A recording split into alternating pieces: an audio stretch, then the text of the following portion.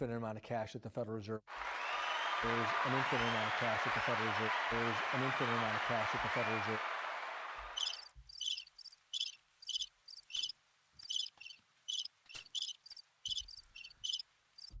A lot of crickets. All right, I think we're started. Let's go ahead and get started today. Starting out with a reading from Kurt Vonnegut Jr. The book is called Cat's Cradle. What a Wampameter is, Chapter 24. Which brings me to the Bacchus concept of a wampameter. A wampeater is the pivot of a cuirass. No cuirass is without a wampeater. Bacchus tells us, just as no wheel is without a hub. Anything can be a wampeater. A tree, a rock, an animal, an idea, a book, a melody, the Holy Grail. Whatever it is, the members of its cuirass revolve around it in majestic chaos of a spiral nebula. The orbits of the members of a cuirass about their common wampeater are spiritual orbits, naturally. It is souls and not bodies that resolve. As Bacchanal invites us to sing, around and around and around we spin, with feet of lead and wings of tin. And wampeaters come and wampeaters go, Bacchanal tells us. At any given time, a cuirass actually has two wampeaters, one waxing in importance, one waning. And I am almost certain that while I was talking to Dr. Breed in Ilium, the wampeater of my cuirass that was just coming into bloom was that crystalline form of water, that blue-white gem, that seed of doom called Ice 9. While I was talking to Dr. Breed in Ilium, Angelica, Franklin, and Newton Honecker had in their possession seeds of Ice 9, seeds grown from their father's seeds, chips, in a manner of speaking, off the old block. What was to come of those chips was, I am convinced, a principal concern of my cuirass. Kurt Vonnegut Jr. It's a good book. You should check it out. All right, let's get some Charles Bukowski going. There was actually a request in the comments for more Bukowski. I couldn't believe it. One person likes this. So there you go. Everybody talks too much. When the cop pulled me over, I handed him my license. He went back to radio in the make and model of my car and get clearance on my plates. He wrote the ticket, walked up, handed it to me to sign. I did. He gave me back the license.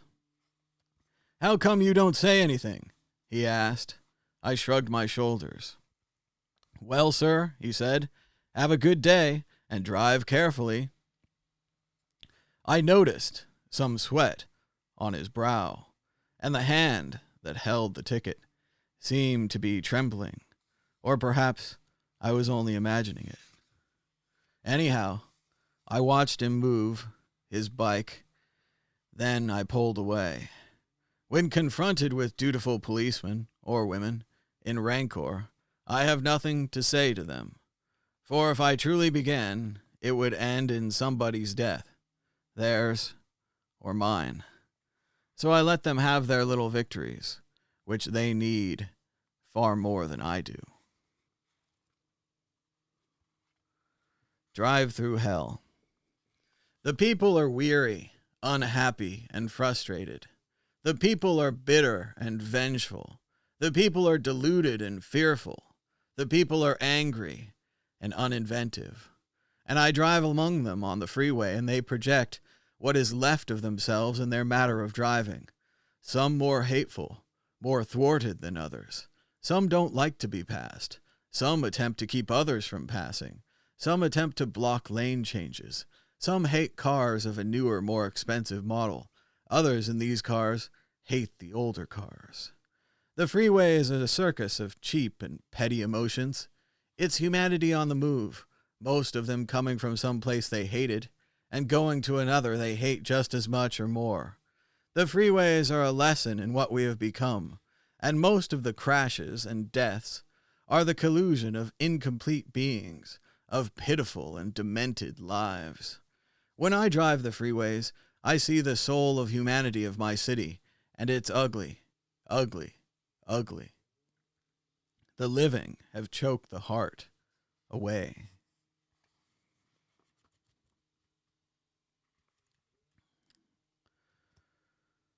Well, that's just the way it is. Sometimes, when everything seems at its worst, when all conspires and gnaws, and the hours, days, weeks, years seem wasted, stretched there upon my bed in the dark, looking upward at the ceiling, I get what many will consider an obnoxious thought. It's still nice to be Bukowski. Or maybe, it's still nice to be Bukowski. That rhymes. He made a rhyme. Come on, he made a rhyme. Need more for that. All right, let's see. Thank you. Some want me to go on writing about whores and puking. Others say that type of thing disgusts them. Well, I don't miss the whores, although now and then one or another makes an attempt to locate me. I don't know if they miss all the booze and the bit of money I gave them, or if they're enthralled at the way I've immortalized them in literature. Anyhow, they must now make do with whatever men they are able to scrounge up. Those poor darlings had no idea, and neither did I, that those ugly, roaring nights would be fodder, such as even Dostoevsky would not shy away from. Maybe one more. All right. It's got a lot of screaming in it. No, too much screaming. Too much screaming. All right, fine. I don't know where we're going. Let's see what this goes to. Let's make a deal.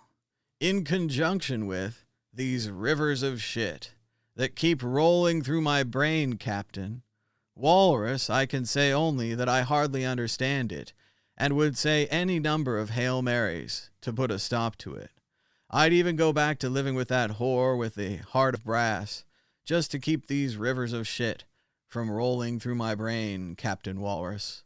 But of course, I would never stop playing the horses or drinking. But, Captain, to keep these rivers from flowing, I'd promise to never eat eggs again, and I'd shave my head and my balls. I'd live in the state of Delaware, and I'd even force myself to sit through any movie acted in by any member of the Fonda family. Think about it, Captain Walrus. The plum is in the pudding, and the parasol bends to the west wind. I've got to do something about all this. It seems like it never stops. Each man's hell is in a different place. Mine is just up and behind my ruined face. Here you go. One more, and we're done. This is enough poetry for today. Here we go. This is great. You guys will love this. This is a computer poem. It says, 16-bit Intel 8088 chip. With an Apple Macintosh, you can't run Radio Shack programs in its disk drive, nor can a Commodore 64 drive read a file that you've created on an IBM personal computer. Both K-Pro and Osborne computers use the CP-M operating system, but can't read each other's handwriting, for they format, write on, disks in different ways. The Tandy 2000 runs MS-DOS, but can't use most programs produced for the IBM personal computer, unless certain bits and bytes are altered. But the wind still blows over Savannah, and in the spring the turkey buzzard struts and flounces before his hens. So, there you go, computer poem. Starting it out here on the Thomas Hunt Show. Dan's supposed to be here. We waited like 10 minutes, but still no Dan. We've got about 20 people watching right now. Thanks to the 8 people that gave us a thumbs up. That really helps YouTube recommend this show and gets more people to watch it, and then more people call in, and it's just good all over. Thumbs up. They're free. Give them to all your favorite YouTube shows, not just this one. But let's get started. Today is Friday, April 10th, 2020. My name is Thomas Hunt. This is the Thomas Hunt Show. So that makes sense.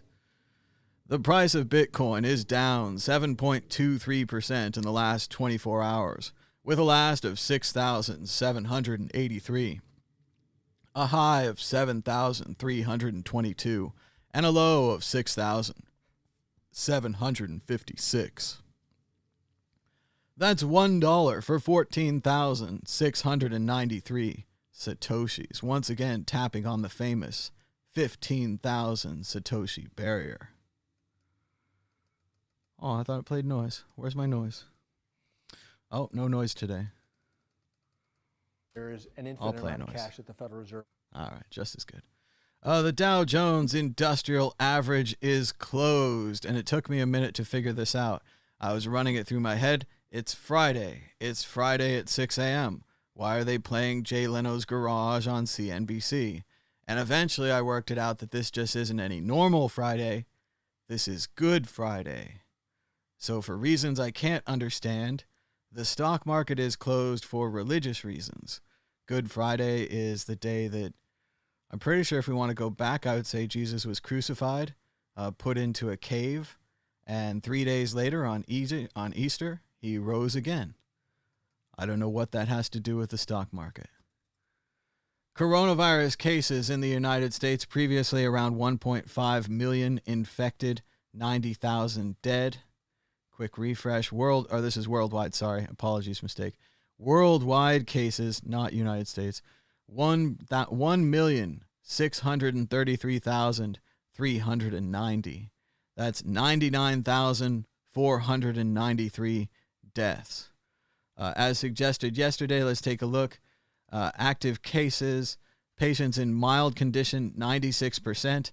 Patients in serious or critical condition, 4%. So still very violent, but we're just not sure yet. We're waiting for more information. That sound means Dan's here, maybe. Nope, can't see him at all. That's convenient. Hidden. Person is waiting. Well, that's new. New features on Zoom. Interesting. Let's keep moving. Stay the fuck home. All right, ring the bell again. Hi, Dan. Hey there, how's it going? It's going good. Doing the blah, blah, blah. Stay the fuck home. Stay the fuck home. Stay home. Don't spread the virus. If you go outside, it's not just about you in this world. It's about the 59,000 other people you might spread it to, or maybe even more. Previously, they thought it had a virality of around 3, which the flu is like a 1. So this is much worse than the flu, and that's exponential virality. So that's to the power of 3. Now they think it might be so viral and so infectious to the power of 5. So, it spreads good. Wear a mask. Wearing a mask is great even if you're not sick. If you are sick, it's even better to wear a mask. Less stuff goes into your mouth, less stuff comes out of your mouth. It seems really juvenile that we have to explain it this way, but only within the last week has the WHO and the US government and the CDC and everyone else admitted what we've all known since 1918 and the pandemic. You should wear a mask. It's just not that complicated. Wear a mask. It's easier. It's better. Wear a mask. This is how we think it's going to go. We're getting right up here to our very first curve. Very pleased and excited with ourselves. We are the killers of great disease. We are the kings of the world. The disease is going to go back down. We're going to get to here.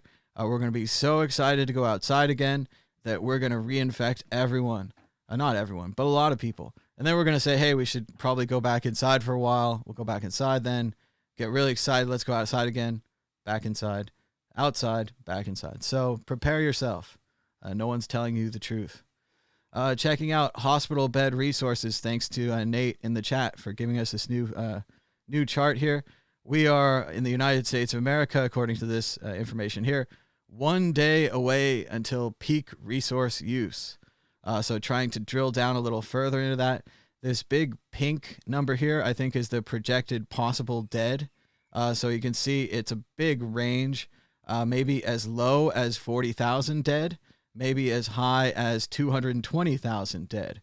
All right, so our projected line's kind of in the middle here.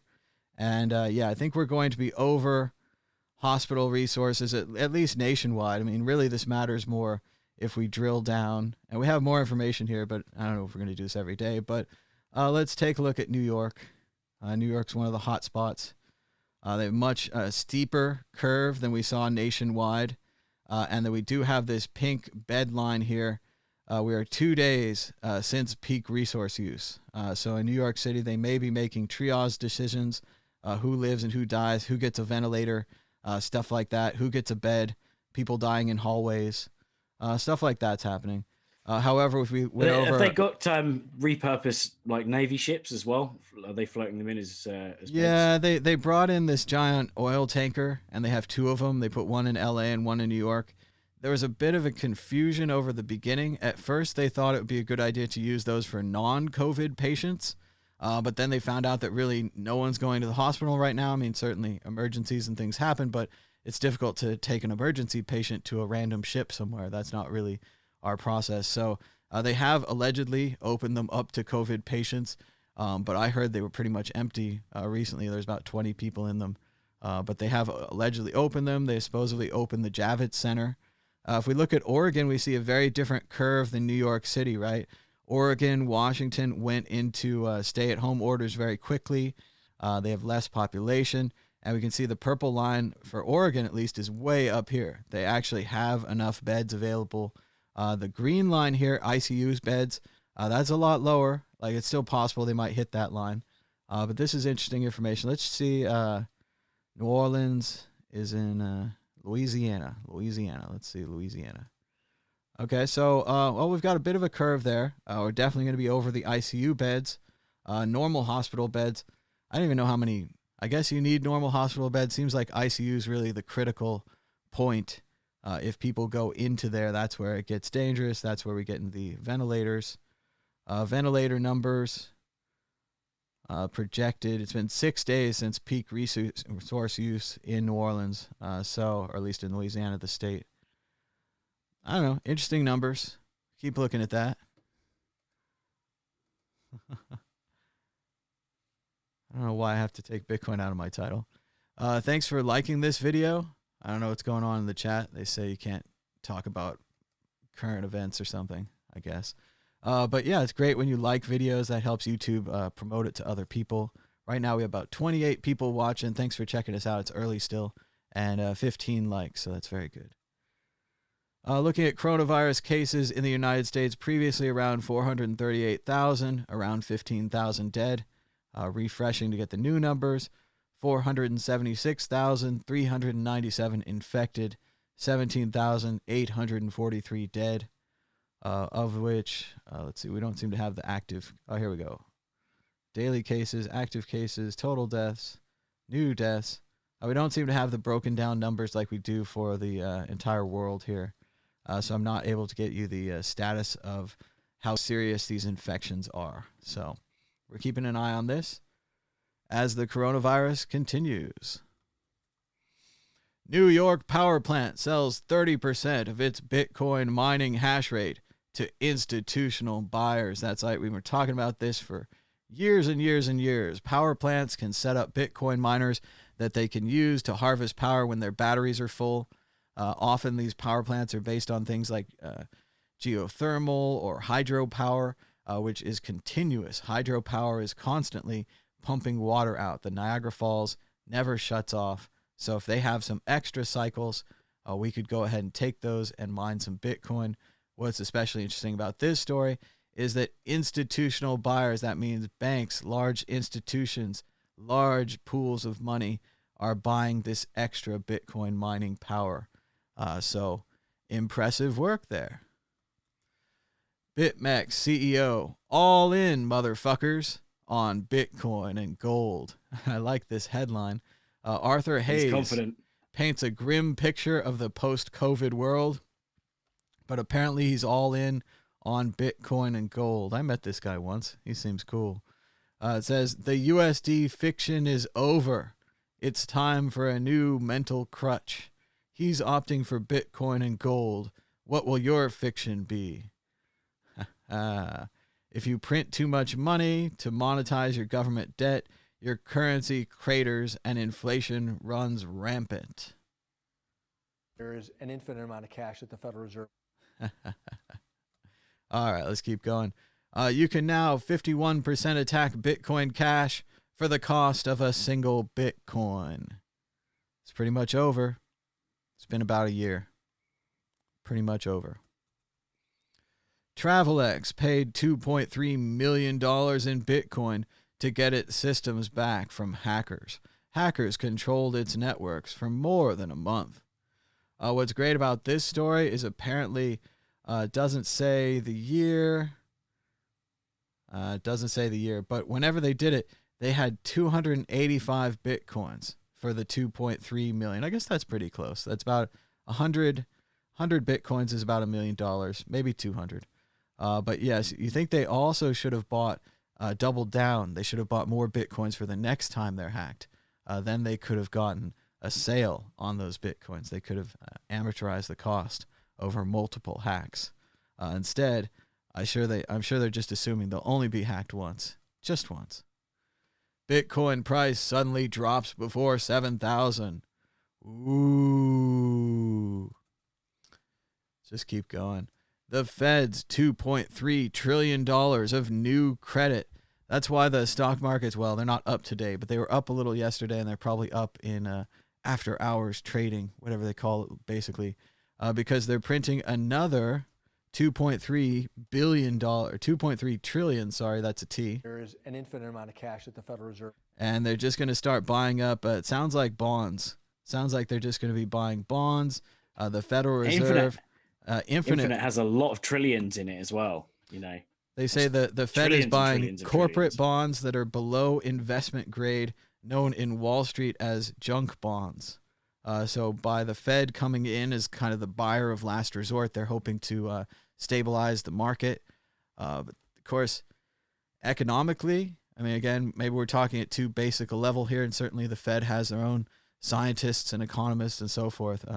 It seems like without any demand, no one wants to go outside. No one wants to buy anything. It doesn't matter what you're doing on all the bond side and the stock side and all these kind of sides. It seems bring demand back, get people buying things, and then we'll get the economy going again. But even then, I still think we're in kind of this central pause period where staying home is the best way to beat the disease. And that's also the best way to kill the economy. So we're working together, right? We're on a big team. Hey, we made it through the Bitcoin news all the way almost to the political news. But let's talk to Dan. How's it going, Dan? What's been going on in England? It's been pretty good weather, which is annoying because obviously we're in lockdown. So I mean, we're lucky to have a good garden, so we can sort of go and chill out in there. We took Hudson out there today, and he was having a mission around on the grass. But yeah, I'd hate it if I was like stuck in a flat. Some people are in like a 9x9 sort of studio flat, and that would be pretty hardcore to deal with for 3 months.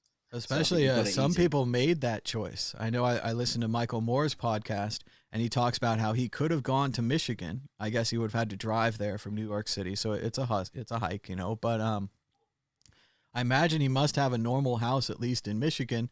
But no, he stayed in New York City. He stayed in his apartment. It sounded really horrible. He said people in the building had died from COVID. So all of the other people who lived in the building were generally freaked out. Your friendly neighbors are now a bunch of those freaks you see at the bathroom sometimes that are holding the door with little paper handles and, you know, they just can't touch anything. Everyone in the world is starting to take on that kind of characteristic. So I imagine being around an apartment building with a bunch of freaked out people, and you're always going to have one person with a full hazmat suit on. So yeah, I don't think it's a good look there. I don't know if people are changing their mind about wanting to live in cities, wanting to live in these little boxes. Previously, I know the trade-off, at least when I lived in the city, was you got to get out of your house, right? You have this little apartment, right? You sleep there, but you go to work all day, spend an hour in the coffee shop, commuting takes forever. You go out to a bar, you know, you go outside. And now with the virus, you can't go outside. So quite a lot has changed. Yeah.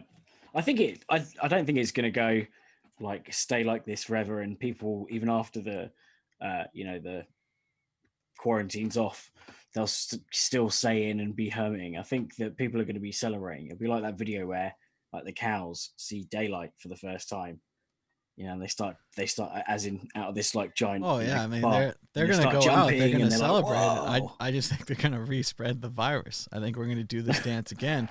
And if you really want to get sad, and again we're gonna try to work our way through the horrible political news and everything else that's happening that just triggers everybody and sets everybody off. But another thing that happened is they're worried, like we talked about yesterday, there's not enough antibodies being formed inside of people, and now they're starting to see reinfections in China. People that had the disease went to the hospital, got cured of the disease, and now, surprise, it's back again. So again, this might be a wave. We might have waves of coronavirus. This, like an infection will spread through your town or your city. Maybe it'll spread through your state or your country. I think it's a continual problem. It's going to come back again. We just don't know enough about this. We have to think more long term. Like, what if this is year one of the common cold or the flu? And we don't have any antibodies. So, you got to get them. I got to get them. Other people got to get them. Plus, maybe we have to get this thing 2 or 3 times. Maybe 2 or 3 times in you're building up the antibodies or something. Maybe never get antibodies. But still, yeah, we're not going to be shaking hands. Nobody's going to be kissing and hugging hello. But I think we will anyway. I think the humans can't not do it. But I guess a lot of like political, like in all your like workplace, it's kind of strange. The workplace was weird anyway, right? We always went in. I remember all the people I worked with all pretended to be my friend, and then one day like the company moved on, or one day it was time for me to move on, and suddenly I didn't have any friends anymore. And that kind of thing. It's happened multiple times now. I'm not that surprised by it. I mean, it's always a bummer. Like, you don't want people to be all fake with you, but it's part of the work thing. And now that fakeness is going to take on a whole new level, because essentially you don't want to touch any of your workers or any of the people you work with. So that's a whole new strangeness. And again, normally you could just be like, oh, I'm just a, anti-germy weirdo, like Howie Mandel. Right? And now it's like, oh no, everyone is anti-germy weirdos like Howard Mandel. Like, we have big problems. So no, I must admit, I use my keys now. So when I go to an ATM or need to touch a keypad, I'll just use a key. Keys are usually in my pocket. I don't think it's too paranoid. But as bad as the people on TV are already trying to sell me. They're trying to sell me a little bronze or brass kind of a hook, a metal hook. And what they're saying, and again, it sounds crazy, but you're there already, is that, you can push the elevator keys, push the ATM keys. You can open door handles. So you can hook into the big door handles. One of the things that's always been like a pet peeve is when they designed these bathrooms in the 70s, a lot of them were designed with door handles that you have to touch on the way out. And we all know those are like the dirtiest door handles in the world. Like the worst ones you have to pull, like you have to make a complete grip to. The best ones you can push through, and then everyone tries to touch a different spot and all that nonsense. But yeah, I mean, we're definitely going to see more. Hopefully those things will be fixed. Maybe there'll be a new sanitary door. Maybe three seashells. This is why we finally get Star Trek doors. Think about it. Everyone's always, why do they have Star Trek doors? And really, because 2 stagehands were standing next to it, like pulling the doors open and close when the cast comes over. But no, maybe we need those doors everywhere. Star Trek doors. You don't touch them anymore. They're cleaner.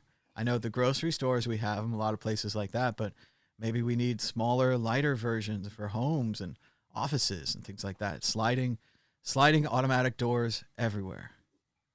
Like, I can definitely see electronic, like phone controlled locks taking over. So, no longer having a key in a lot of places and using NFC. So, an app on your phone or whatever to get into your front door. I think that's kind of quite a cool idea. But they definitely need to sort like the toilet door thing out. There's probably so many germs that are spread just on toilet doors and handles where there's no automated thing. So I think we're going to see a massive like level up on sanitation, like in all toilets and stuff like that. There'll be cool new gadgets, maybe a new Dyson air blower that like UV burns like the germs in the air or something. I don't know, with a non-cyclone vortex thing. I'd like to see some No bag. some They Live glasses. Maybe you could see germs and see diseases, and your hands would be like red if they're clean, or blue if you washed them, or soap looks a different color, something like that. I don't even know if it's possible, but who knows? Computers, they can shade You don't want things. it to be permanent, because there's there's like bugs everywhere. There's like I think a million that, yeah. viruses like in a I don't know, space of on the fingertip or something. Well, one of the barely surviving ads on TV is the ad for that fucking thing that cleans your phone, and yeah, I think that could be a thing. You have to put your phone in a little sanitary box, like you put your keys in a sandy box. I mean, all these sanitizing stuff. I know we got some groceries, not enough, but we got some groceries for the first time in a long time, and it's very weird. You have to like try to sanitize them. You have to try to separate them. We don't know what to do. We're not used to doing this. We're not good at doing this. These kind of medical procedures are very precise. And if you're not good at them, you screw up and, your suit rips and it's outbreak and you got the disease and the monkey got you, so it happens pretty fast. But yeah, we're trying to do our best, trying to Pesky clean up monkeys. the groceries. I know. And the bats, the monkeys and the bats, they're everywhere.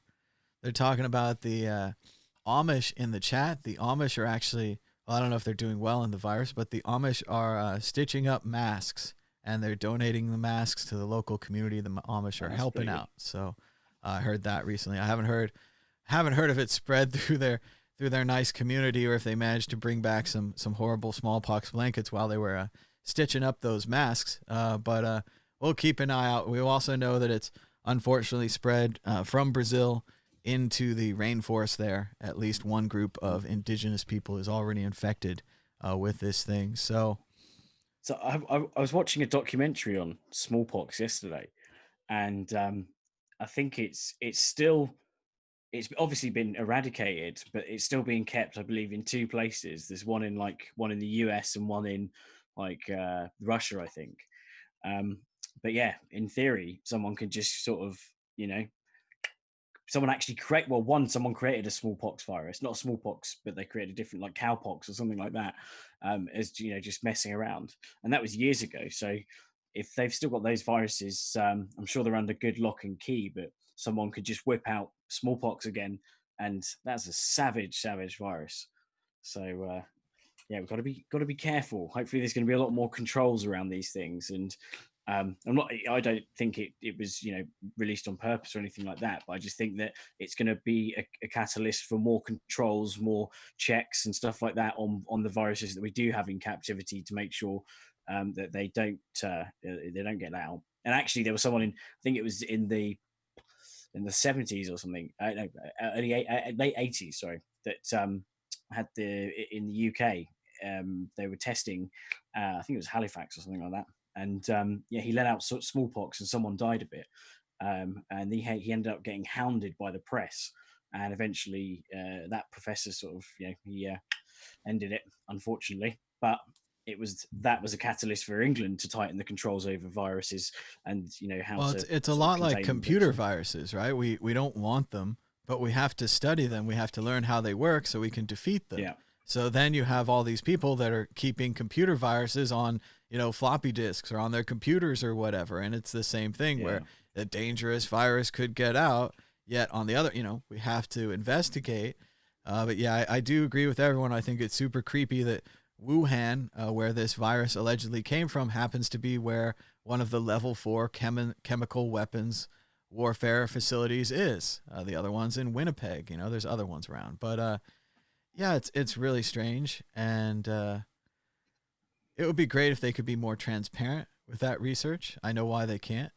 These are all, we're like, it's it seems like real easy, and you're like, hey, it's a democracy. Umbrella Corp. Tell everyone all the creepy zombie research we're doing, but then the enemy would know about the creepy zombie. I don't know, this whole enemy thing. If you really want to talk about the enemy, you should check out this great movie called The Trap. It's a documentary, and it's all about the 1980s and the Cold War, and how basically they put John Nash, who was a schizophrenic, in charge of our defense. And John Nash believed that everyone was going to attack him and that the Soviets were always attacking him. So we acted like that. And then we created the very system that we didn't want, the very complicated system of some just never trusting anyone. F you, buddy, is a big chapter in the book, and it talks about the prisoner's dilemma and just different reactions to it. And the reaction that the United States took helped amplify all of the negative aspects of the Cold War, all of the militarism, all of the weapons spending, all of that kind of thing. Whereas the Soviets, when they wanted more missiles, they got out some mirrors and they took a picture and they made people think that the one missile was 8 missiles. They were much more ad hoc and fake in their productions, whereas the U.S. saw these faked missiles, they saw these faked sites, and they became even more afraid. And they built many, many, many more real sites to match the fear of the fake sites. But let's go ahead and get started on everyone's favorite part of the show, the horrible, horrible news. Remember, you can always call us at 1-518-600-1949 or on Skype at World Crypto Network.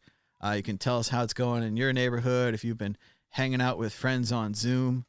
I was thinking about Zoom today, and maybe it'll be fixed with virtual reality, but it's still kind of a webcasting medium. One person kind of controls the floor. Maybe you can talk to them. Maybe 2 or 3 people can be in that conversation, but you don't really have that kind of side channel conversation where you're like, hey, I want to walk over and talk to just that person, or I want to talk to those 3 people. Maybe there's a zoom out level for Zoom. That's funny. But yeah, maybe there's a zoomed out view where you could see, the conversations, and you could, see them chat, and you could kind of hear them, like just a little, and maybe you hear something, you're like, defense spending, and you're like, oh, I want to go to that conversation. Or, you hear someone say, oh, lottery winner, and you're, oh, that sounds good. Because there just doesn't have that kind of multi-layered aspect of real conversation, of real reality. And maybe VR will do this. I've heard the VR people or Second Life, same thing, moving an avatar around, giving you the physical space to then have this kind of multi-conversation. But I just think it's missing in the sound. You don't have that kind of layered bar feeling. Like when you go closer to somebody, the sound doesn't get louder. You go further, it doesn't get. So we'll see. I'm sure they're working on that, but that does seem to be missing. I think a lot of these Zoom, I don't know. Call me in. Tell me how your Hangouts are going. But I think it would be one person grandstanding, and that would probably be me. I already grandstand enough. I already talk enough about the damn virus and whatever else is going on in this show. So I don't know that I need more Hangouts to do that. But let me know. Here we go. The news. We talked yesterday about America using the placebo to treat the coronavirus. The placebo has not been tested. The placebo might work, and it's worth it to try placebo during this crisis. I just have a good feeling about it. I feel really good. We talked about this. Kyle says it's mainstream adoption that TravelX had to pay $2.3 million in Bitcoin to get its systems back. It kind of is. Mainstream adoption by hackers. Truckee in Lake California, Truckee in Lake Tahoe, near my old home in California, has had some trouble. They say because of residents who have a second home, they've now made Truckee a hotspot of COVID-19. People trying to get out of the cities, getting to that beautiful, wonderful countryside that we all dream about. Apparently, they already have second homes. And they're just infecting everybody out there. They're ruining the whole rural country home, stay away from the virus theory. So again, just like in Alabama, it's flared up in Alabama. Yes, the virus affects all people. I'm sorry, even country people. Rest in peace, Dr. Abdul Chowdhury, who was 53 years old in UK, and he warned Boris Johnson that the frontline national health workers needed more personal protective equipment. Dr. Chowdhury died after being diagnosed with COVID-19. A very sad story to see the very people who did warn our politicians, the very doctor who warned China, die from the same disease that they warned about. This is part of the problem with having our doctors on the front line to fight diseases, but there's no other real way to do it. They just aren't as effective in the back as generals or anything like that. They kind of have to be down there. So at the moment, there's, I think, 14 bus drivers that have also died from coronavirus. And as far as I'm aware, I think it's way more than the sort of the health people at the moment on the front line. So I think that there's sort of quite a bit of a protection that's needed, not just for the health workers, but for the people that are helping the health workers get to their jobs, the carers get to their jobs, and that side of things. But yeah, it's definitely a disproportionate number of bus drivers. So there's a lot of people where, they seem to have quite a significant role in society, when you do think about it, when push comes to shove. So it'll be interesting if pay is going to be reflected eventually after all this is blown over for people. Well, you have to remember what they said about the 1918 pandemic as well as the problems of the 1880s. This led to the social revolutions of the 1920s. This led to unionism. This led to workers' rights. These crushes where people see what society's really about. Clearly, right now, we are dependent not only on doctors and nurses and police and fire, everything else, electricity, internet, but we're dependent on grocery store clerks. We're dependent on the guys that stock the shelves. And yes, those aren't the most complicated jobs. We could probably all learn to push the buttons. If we worked out and stretched and weren't so messed up, we could all lift boxes and stock shelves, right? We'd have to take a lot more ibuprofen or something, but we could do it, right? And that's why we pay those people so little, is because this is, capitalist society believes those people are interchangeable cogs. But the problem is they are interchangeable, but they're also, in a situation like this, and it'll be this way forever, very valuable interchangeable cogs. So now it really does get kind of religious. Like, you should give unto me that which you'd give to the least among us. Jesus said something like that before he was into money. And I think that's what we're going to have to do. We're going to have to give these people sick leave. We're going to have to pay these people more. There's definitely going to have to be hazard pay. I don't get it at all that these people are out there working, risking their lives without hazard pay. I know doctors and nurses do pretty well, but I don't think that supermarket clerks or guys that stock shelves do very well. And maybe that all has to change. Maybe, again, just these universal ideas, these values, these connections between us have to be amplified if we want to keep living in a society. The alternative, complete breakdown, chaos, that's possible.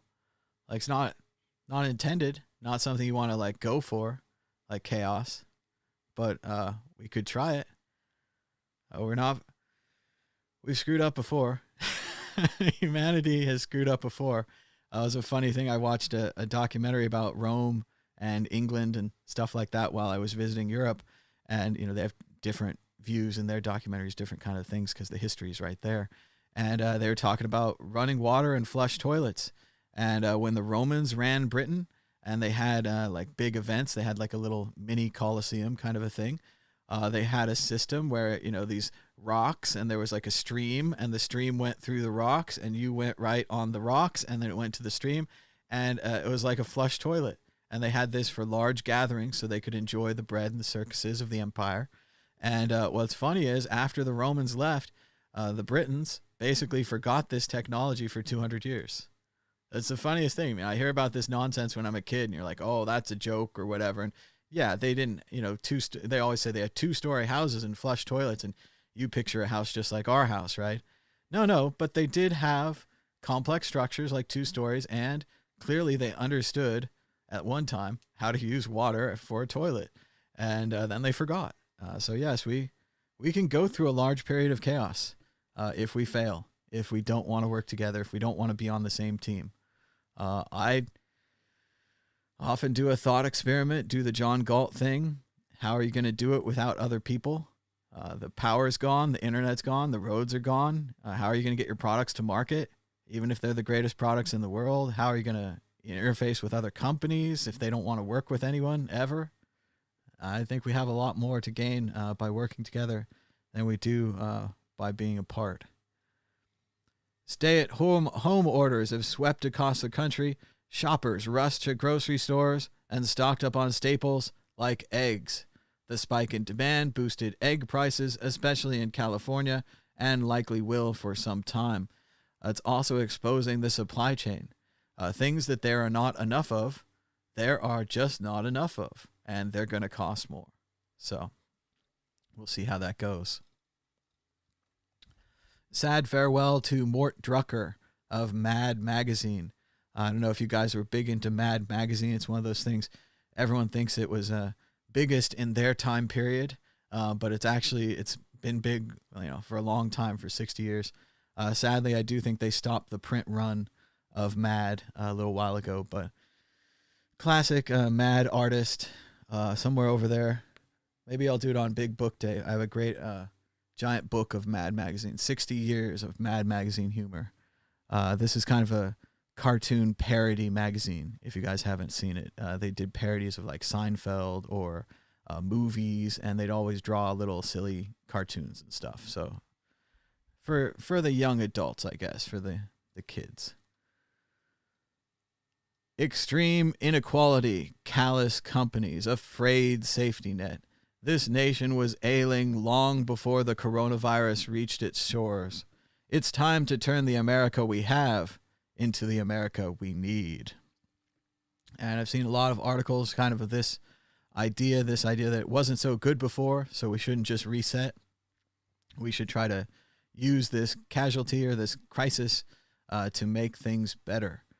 Similar to what I was saying about the grocery store clerks. That's going to have to change. And if you don't change it, then we're going to have one of those revolutionary cycles and everyone's going to lose a lot more stuff.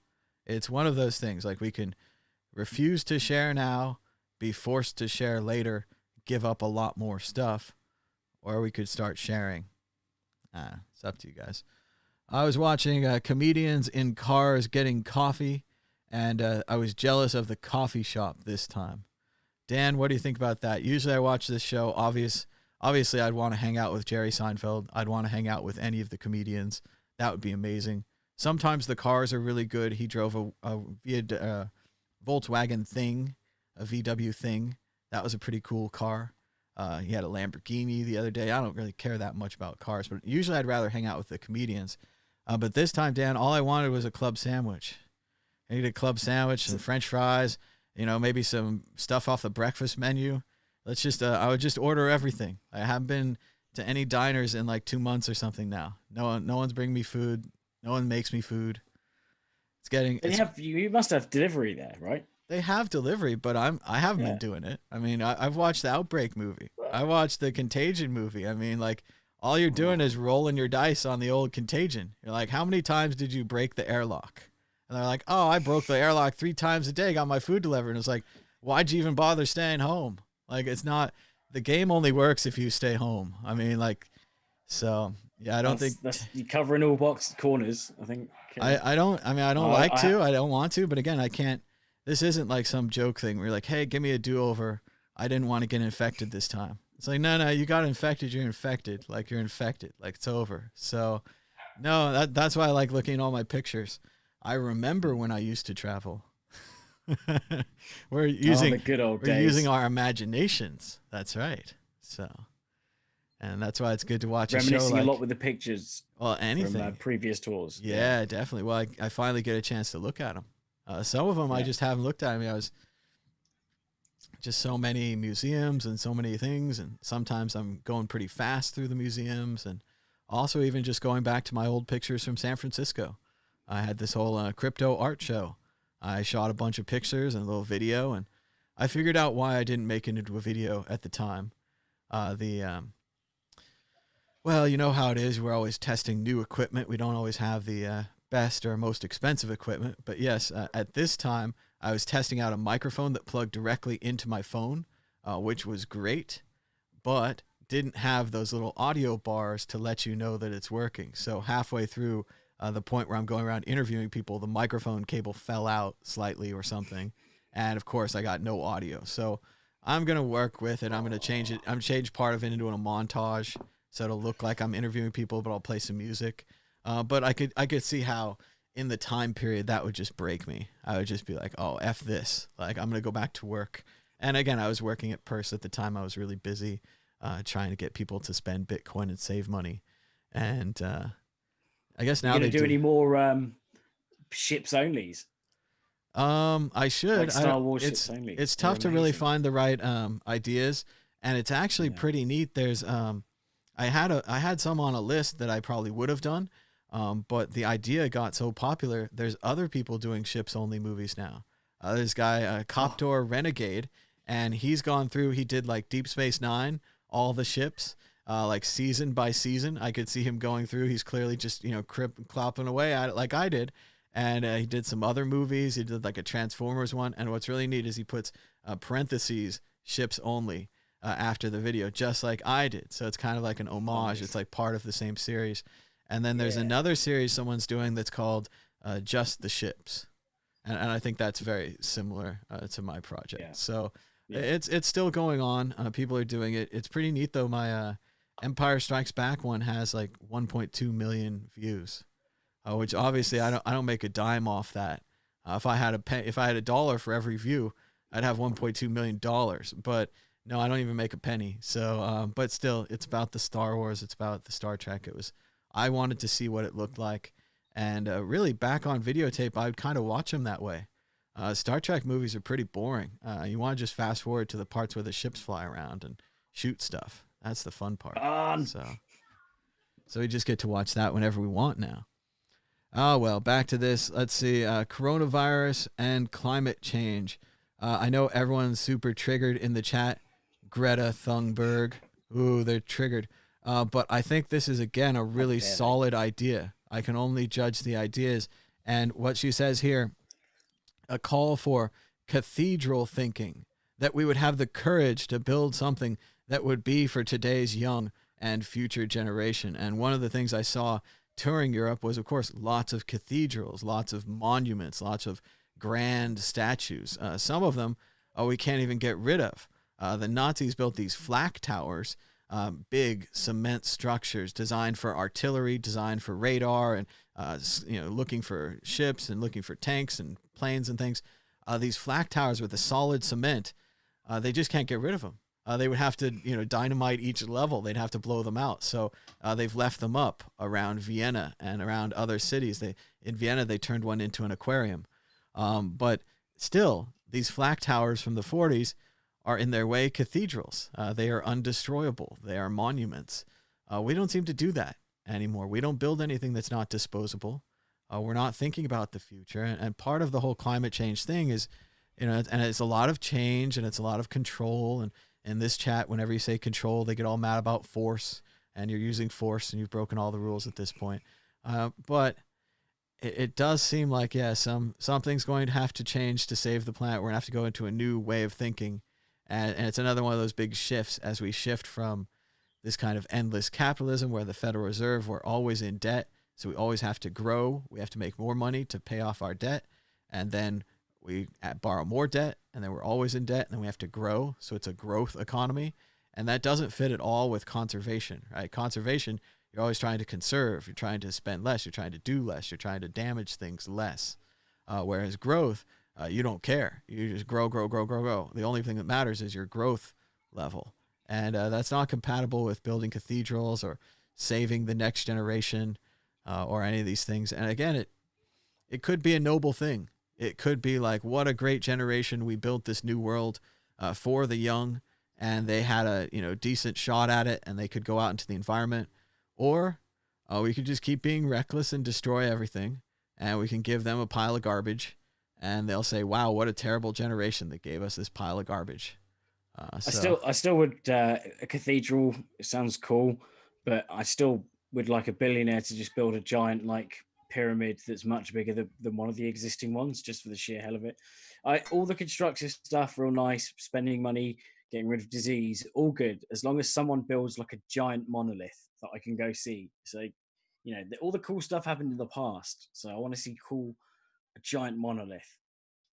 So it'd also be nice if they did it with traditional equipment or even modern equipment, right? With a pyramid. We're not sure if they can. I think they did Stonehenge, right? And that's why they have that second Stonehenge, and they have all that kind of stuff. They're like, yeah, we built a test one, and we're pretty sure we could dig down into the earth, and then we could tip the things up, and then we could take the earth back down. And it's, kind of a trick. It's like an optical illusion. Like the dirt was holding it up for a long time before they removed all the dirt. And then once you removed all the dirt, it's like, look what we did. Whoa, how'd that happen? And, you work backwards. It's not that hard. But the pyramid, those big blocks, the kind of ramps they'd have to build, and again, it had to be ramps and scaffolding, or space aliens with like a laser thing, and they push it and they lift up the block and they put it over here, and then they had to leave, and then they never came back. Well, maybe they came back. They had UFOs on McLaughlin Group recently. They were calling us coast to coast in the chat, giving us the InfoWars jab. But I don't know. McLaughlin Group said there were UFOs. It was a pretty trustworthy source. The Navy says there are UFOs. Again, unidentified flying objects. That doesn't mean space aliens. The McLaughlin Group guys seem to think Because aliens. they could have been from below the water. So they could be mer people. Or they could be from the future. Or they could be from the past. We don't know. It's always good to talk about space aliens, though. It brings in the phone calls. Now let's just keep going. This quote from a grocery worker interviewed on MSNBC News tonight got to me. I feel like essential stands for exhausted and expendable. So yes, we are going to have to take care of these people. They're the ones feeding you. I mean, I hate to remind everyone of Fight Club, but they had a pretty strong message there in Fight Club. We're the ones that watch you while you sleep. We're the ones that cook your breakfast. You know, we're the ones that, clean your clothes. Like, these are the people, and it's been exposed that we don't take good care of them. Ecuador, a company that normally makes cardboard boxes to export Dole bananas, is now making cardboard coffins for victims of the pandemic. So there we go. Businesses, dual-use technology, getting out ahead of it there. Again, that's just very dark and morbid. Innovative. Yeah. Let's see. Everyone says that the coronavirus is projected to kill as many people in a few weeks as the flu did in a particularly nasty year. That would be 52 weeks. Even though we put the entire United States on lockdown to slow it down. And that's apparently now the rallying cry of the corona contrarians. So people are saying, yes, that it's not a bad enough virus to shut down for. But if we didn't shut down, wouldn't have been worse. So we'll have to see until we get more numbers, until we get more information. This debate is going to keep going. But it's very hard until we actually have numbers. If you just have I have a hunch. I have a theory that we shouldn't have shut down. The numbers really aren't there to support that or to not support that. We just need to wait for more numbers. In Las Vegas, coronavirus job losses could double those of the 2007-9 recession. Vegas usually has millions of tourists. Now it has absolutely zero. They're worried that people won't come back, although I hear they're booking a lot of conventions for May. So business people think the convention circuit's coming back. They say they're going to open the hotels perhaps one hotel at a time based upon demand. So MGM might slowly reopen theirs. Caesars might slowly reopen theirs. They say they're focusing on value casinos first. You always wonder where they get all the money to run the lights and clean the place and pay all the people. It's definitely from winners, right? Winners built this town. Yeah. Oh, this is a good one. You got to like this. The Chinese Professional Baseball League will have robot mannequins fill in as fans as games.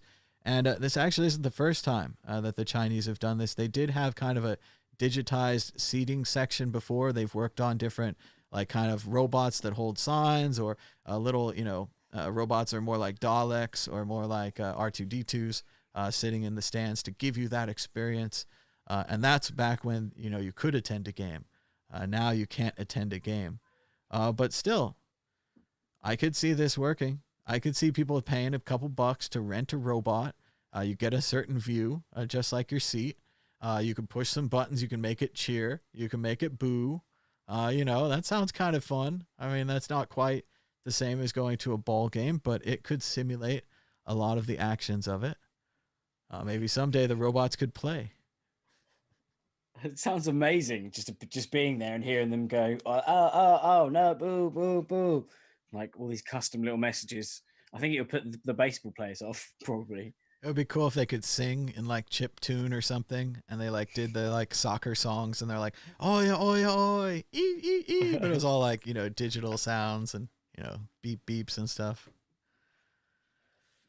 Hey, check out the Bitcoin halving. Check out these cool hats from @NoBitcoin, KNOW Bitcoin. Shout out to Brooke, Bitcoin mom. She got a bunch of halving hats for her family. Very cool.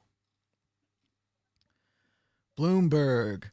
Unaired footage from Trump's Celebrity Apprentice should be handed over to entrepreneurs who claim they were ripped off when Trump and his children repeatedly endorsed a troubled multi-level marketing company on the show. Interesting, huh? For a long time, people have been trying to get their hands on these Celebrity Apprentice as well as Normal Apprentice outtake tapes. A lot of people who were on the shows have said there was a lot of off-color type stuff, maybe some racist stuff, maybe some anti-women stuff, maybe just some overall negative stuff. Not that it matters now. Everyone knows the character of the man. But it would be interesting if these videos do come out, and it's funny to see them tied with a troubled multi-level marketing company. But you just have to remember the level these people used to be at. They're scamming at a whole nother level now. It's way bigger. So you got to work your way up, right? You got to start out in the minor leagues, like get up to the major leagues. You can't just go right to the top. You want to flex it out, work with it. Meanwhile, as far as reopening the country, Jim Acosta asked, "Don't you need an effective national testing system before reopening?" President Trump responded, "We want to have it, and we're going to see if we have it. Do you need it? No. Is it a nice thing to do? Yes. We're talking about 325 million people, and that's not going to happen, as you can imagine." I think he's wrong here. I think this is a mistake. I think the testing, we've shown again over and over, South Korea, they beat the virus because they tested it. In Iceland, they have detectives who are tracking down the virus who say, "Hey, did you have dinner with so-and-so? You might be infected. Did you have dinner with so-and-so? You might be infected." You track this thing individually back to its source. You cut off everyone that has it, and that's how you stop it. So testing is how you stop it. Testing is how you reopen the country. It seems like we're going to reopen the country blind and just see what happens. Woo! Reminds me of the great George Carlin. He has a bit about Gates, and he talks about all these different unsavory characters and how we're going to get them all in these big gated states that would be like prisons. And then in between the different fenced off states, which of course are rectangular states to save the taxpayers money, there would be these gates. And every month for about 7 seconds, they would open up these gates and let people from one population of prisoners go to another population of prisoners. And you would be amazed what's going to happen and what's going to go through these gates in those 7 seconds. And that's why that part of the show would be on pay-per-view. So I suppose the countries that have proper testing, the countries that have different kinds of governments, like South Korea and others, are going to be watching with absolute horror as the United States opens up without testing. I guess we'll see how it goes. There's the same thing. The rumors of, I think, as Normsky is saying, the reinfection rumors are starting to come in as well. Well, and they're not just rumors. I mean, Bloomberg had a big article about the reinfection rate and that it's possible and all that. I mean, scientifically, we don't have massive studies yet, but yeah, what we do know about this thing, it doesn't look good. It looks like it might be like the flu or the common cold, where you can just get it again. And again, I mean, I'm pretty old and everything, but there are people, 20 years older than me, and that has got to freak them out. And the people 40 years older than me are already probably freaked out, and they've been through a lot, and being 80 and everything, it sucks. But I don't know. I don't know about the old people, if they're ever going to go outside again, if they're just going to stay inside. This is not the vacation retirement they were promised, right? It's a bad deal. But what can we do? Certainly not test it. No, we're definitely not going to test it. Let's see. Here we go. We lost Trump on message to the 16 million people who lost jobs. Now, this should be a good one. Everyone knows what's this like to lose a job. Dan, have you lost a job before? I've been made redundant, but that I was happy with that because I got a payout. That's yeah, you get unemployment that way. But you've Yeah. quit But jobs. You've moved on yeah, to other change jobs. Like jobs. this happens, Yeah. and people always say nice things to you. They're always like, "It'll Mm. be okay." Like the sun will come out tomorrow. Yeah. There's like a lot of fish in the There's sea. plenty more fish. Yeah, I mean that's kind of like part of being president is a bit like being like kind of like being queen, like in the British sense, where she goes out and makes a speech to make people feel better, right? Like things are really down, and there was a couple days ago things were really down in the UK, and the Queen came out and gave a speech, and we're going to be with our families again, and things are going to turn around. She said a lot of positive things. So, 16 million people. That's an unimaginable amount. Like we've already did the 3.3 million, then the 6.6 million, and then now another 10. Let's see, like the empathy, right? We're looking for the empathy. This is empathizer in chief. Americans, Here more we than go. 16 million Americans who have lost their jobs in the last 3 weeks and fear that the economy won't just bounce back, like you said. Well, I think the economy is going to do very well. Now, that's just my feeling. It's a strong feeling. I've had good, proper feelings about a lot of things over the years, and I think we're going to do well. We're doing it looks like we're at the lower end of the curve in terms of death, which is a terrible word, a terrible, dark word that we've experienced like nobody's ever seen before in this country. I mean, we have numbers that are terrible, but when you look at the lower levels of 100, lower prediction levels of 100, 120,000 to 220,000, or if we did nothing, up to 2.2 million people, we're looking at a much lower level than the level of, I hope, than the level of 100,000. So we're going to see. We're going to have to, you can never do anything about the people that lost their loved ones and lost their friends, and I mean the great friendships. And I'm not sure a lot of people will ever be the same, but I think our country, from an economic standpoint, will end up being stronger than ever. We have tremendous stimulus. We have tremendous stimulus plans. We have things in the works that are going to really, I think, fire the country. I think that what's going to happen is we're going to have a big bounce rather than a small bounce. All right, so we're gonna have a big bounce, not a small bounce. You may have lost your job, but or maybe he's just he's saying, look, it's not so bad, because I did hear that Ivanka created 15 million jobs, so it's 10%. 10% of the entire jobs in the United States economy were created by Ivanka Trump. It happens to be true. But yeah, just I don't know, just so dark. I mean, he starts out with all the feelings about how he had good feelings about the market, and he has good feelings and all this kind of like faith, kind of religious language here about the faith in the markets and how it's going to be a great bounce and a big bounce. But there's never an attempt in that response, which is a long response. It's a minute and a half, where he says, hey, for the workers out there, it's going to be okay. Or we're going to extend unemployment insurance, or we're going to get a program to get you back to work, or we're going to open up the restaurants or something, or the small business loans or something, some kind of like, because they have done things. I mean, I don't know that they're going to work, but you could just, normally politicians just say, hey, we passed the small business loans, $250 million in small business loans, $1,200 stimulus checks. Whoopee. But, still, you'd focus on those. But instead, he just goes back to the economy, goes back to his feelings about it. And it seems like he really only has empathy for the markets. It seems like he really only has empathy for the business. We saw this a long time ago when the stock markets were going up. He was claiming it was because of him. Everyone was saying at the time, they're like, don't do that. Don't do that. If you claim it goes up because of you, it also goes down because of you. And then, of course, this time he says, no, it's not because of me. This guy's got it all. He's the best. Let's keep going. Balaji says, minimum necessary lockdown, daily feed of all-cause morality to see if death is really down, Sero surveys to see how many infected, FDA to stop blocking at-home tests, wearables, CT, PCR to monitor, identify green zones, let the healthy out first, and challenge trials to speed vaccines. Once again, Balaji for president. What's so shocking about this is that he could actually be in the administration.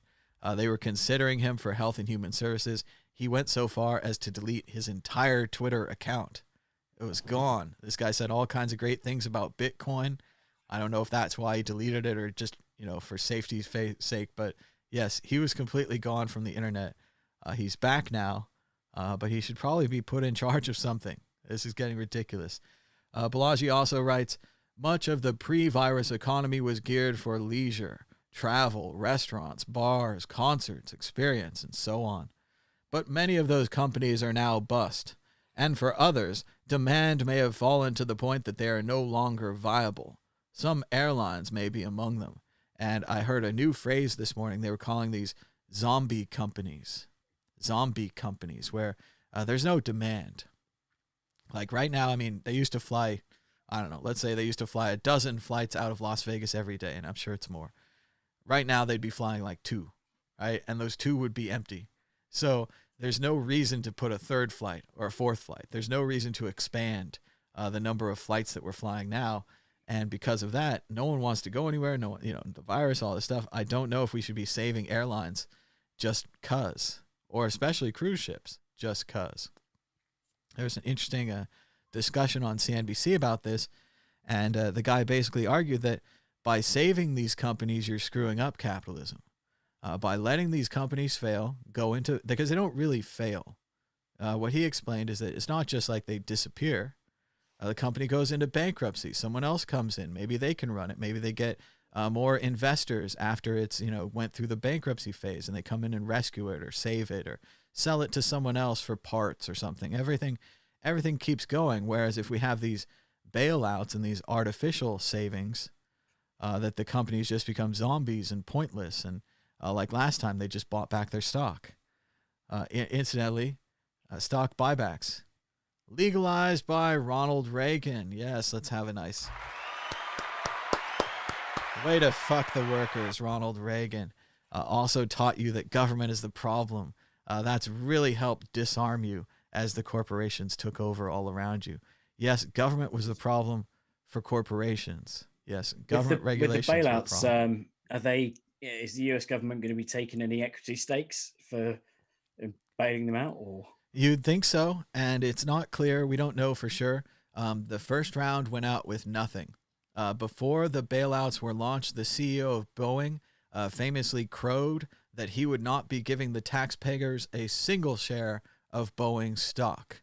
Boeing stock promptly went up after this, as the capitalists saw that he was, he's enough to take the money, but he's not enough to give you anything for it. So yeah, I mean, the most extreme proposals, obviously, from people on the left wing, like Elizabeth Warren, say things like workers should have a seat on the board. The U.S. government should get stock. Workers should participate in owning and running the company. But we all know that's only one side. So if anything, we're going to get half of that. And if we get half of that, wouldn't you prefer just a quarter? So maybe we'll get a quarter of that. We'll get a small share. But what they did last time is they paid back the money, and that made it all okay. We made a brand new pile of money to save the auto companies. And yeah, I think we charged a little bit of interest, right? But we were the only lender in the market. There was no one else these companies could have gone to. We could have written any deal we wanted. We could have made the CEO, not of Ford, but of maybe General Motors. We could have made him stand on his head every day in his office. Your new job is standing on your head. I'm sorry, it's in the contract. Oh, you don't want to get the loan from the United States government and the people? Oh, go somewhere else. Is Bank of America got any money? Citibank, Chase? Oh, all the banks won't bail you out, so you're going to the taxpayer, the lender of last resort, and you're saying, you're not going to give us any shares. You're not going to give us a seat on the board. We're not going to get to control these companies. Oh, you said you won't buy back your stocks this time. Oh, thanks. Thank you so much. That's amazing.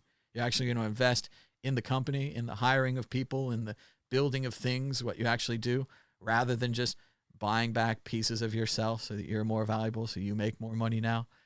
They made all this money during this period, and apparently the plan is just to keep it. Normally, you make the money during those up periods so you can live through the down periods. But what we're seeing now in demonstration live every day with these bailouts is that you make the money during the up periods, then you live off the government during the down periods, Then you make the money again during the up periods.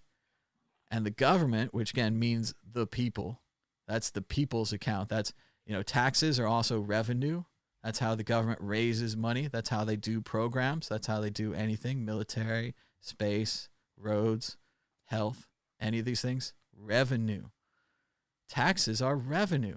If companies paid taxes, the government would have revenue. If the government had revenue from the companies, maybe we wouldn't even need the income tax, right? If we didn't have the Federal Reserve, if we went back to when we didn't have the income tax, when this country started. Maybe if we taxed the corporations, we wouldn't need to tax the people, at least directly. We could have other taxes, sales taxes and luxury taxes. I don't know. There's a lot of taxes we can have. And there's a lot of taxes that we can't have because all taxes are bad, man. Starve the government. Let everyone die. Next time there's a pandemic, I hope they just don't do anything. Hope they just let everyone die. Yeah. Fuck people. Yeah. Speaking of fuck people, look at the Federal Reserve. There is an infinite amount We're of going to cash print at the all Federal that Reserve. money. Look at that straight line up there at the end. Like this other line up here is pretty bad, but then it keeps going up, and it keeps going up. They said the Federal Reserve balance sheet could double again from here, reaching USD $12 trillion. Remember when conservatives used to care about the national debt? Remember in the 80s and the early 90s and W. Bush or H.W. Bush and Reagan used to bring up that chart, the national debt chart, and they'd be like, oh my gosh, there's so much debt. Oh, well. There is Oh, an no. infinite amount of cash So at they the just- Federal Reserve. They're just going to keep Only printing. just getting started. They're just going to keep printing it. It's neat. Mitch McConnell says 72% of Americans want vote-in mail-in voting.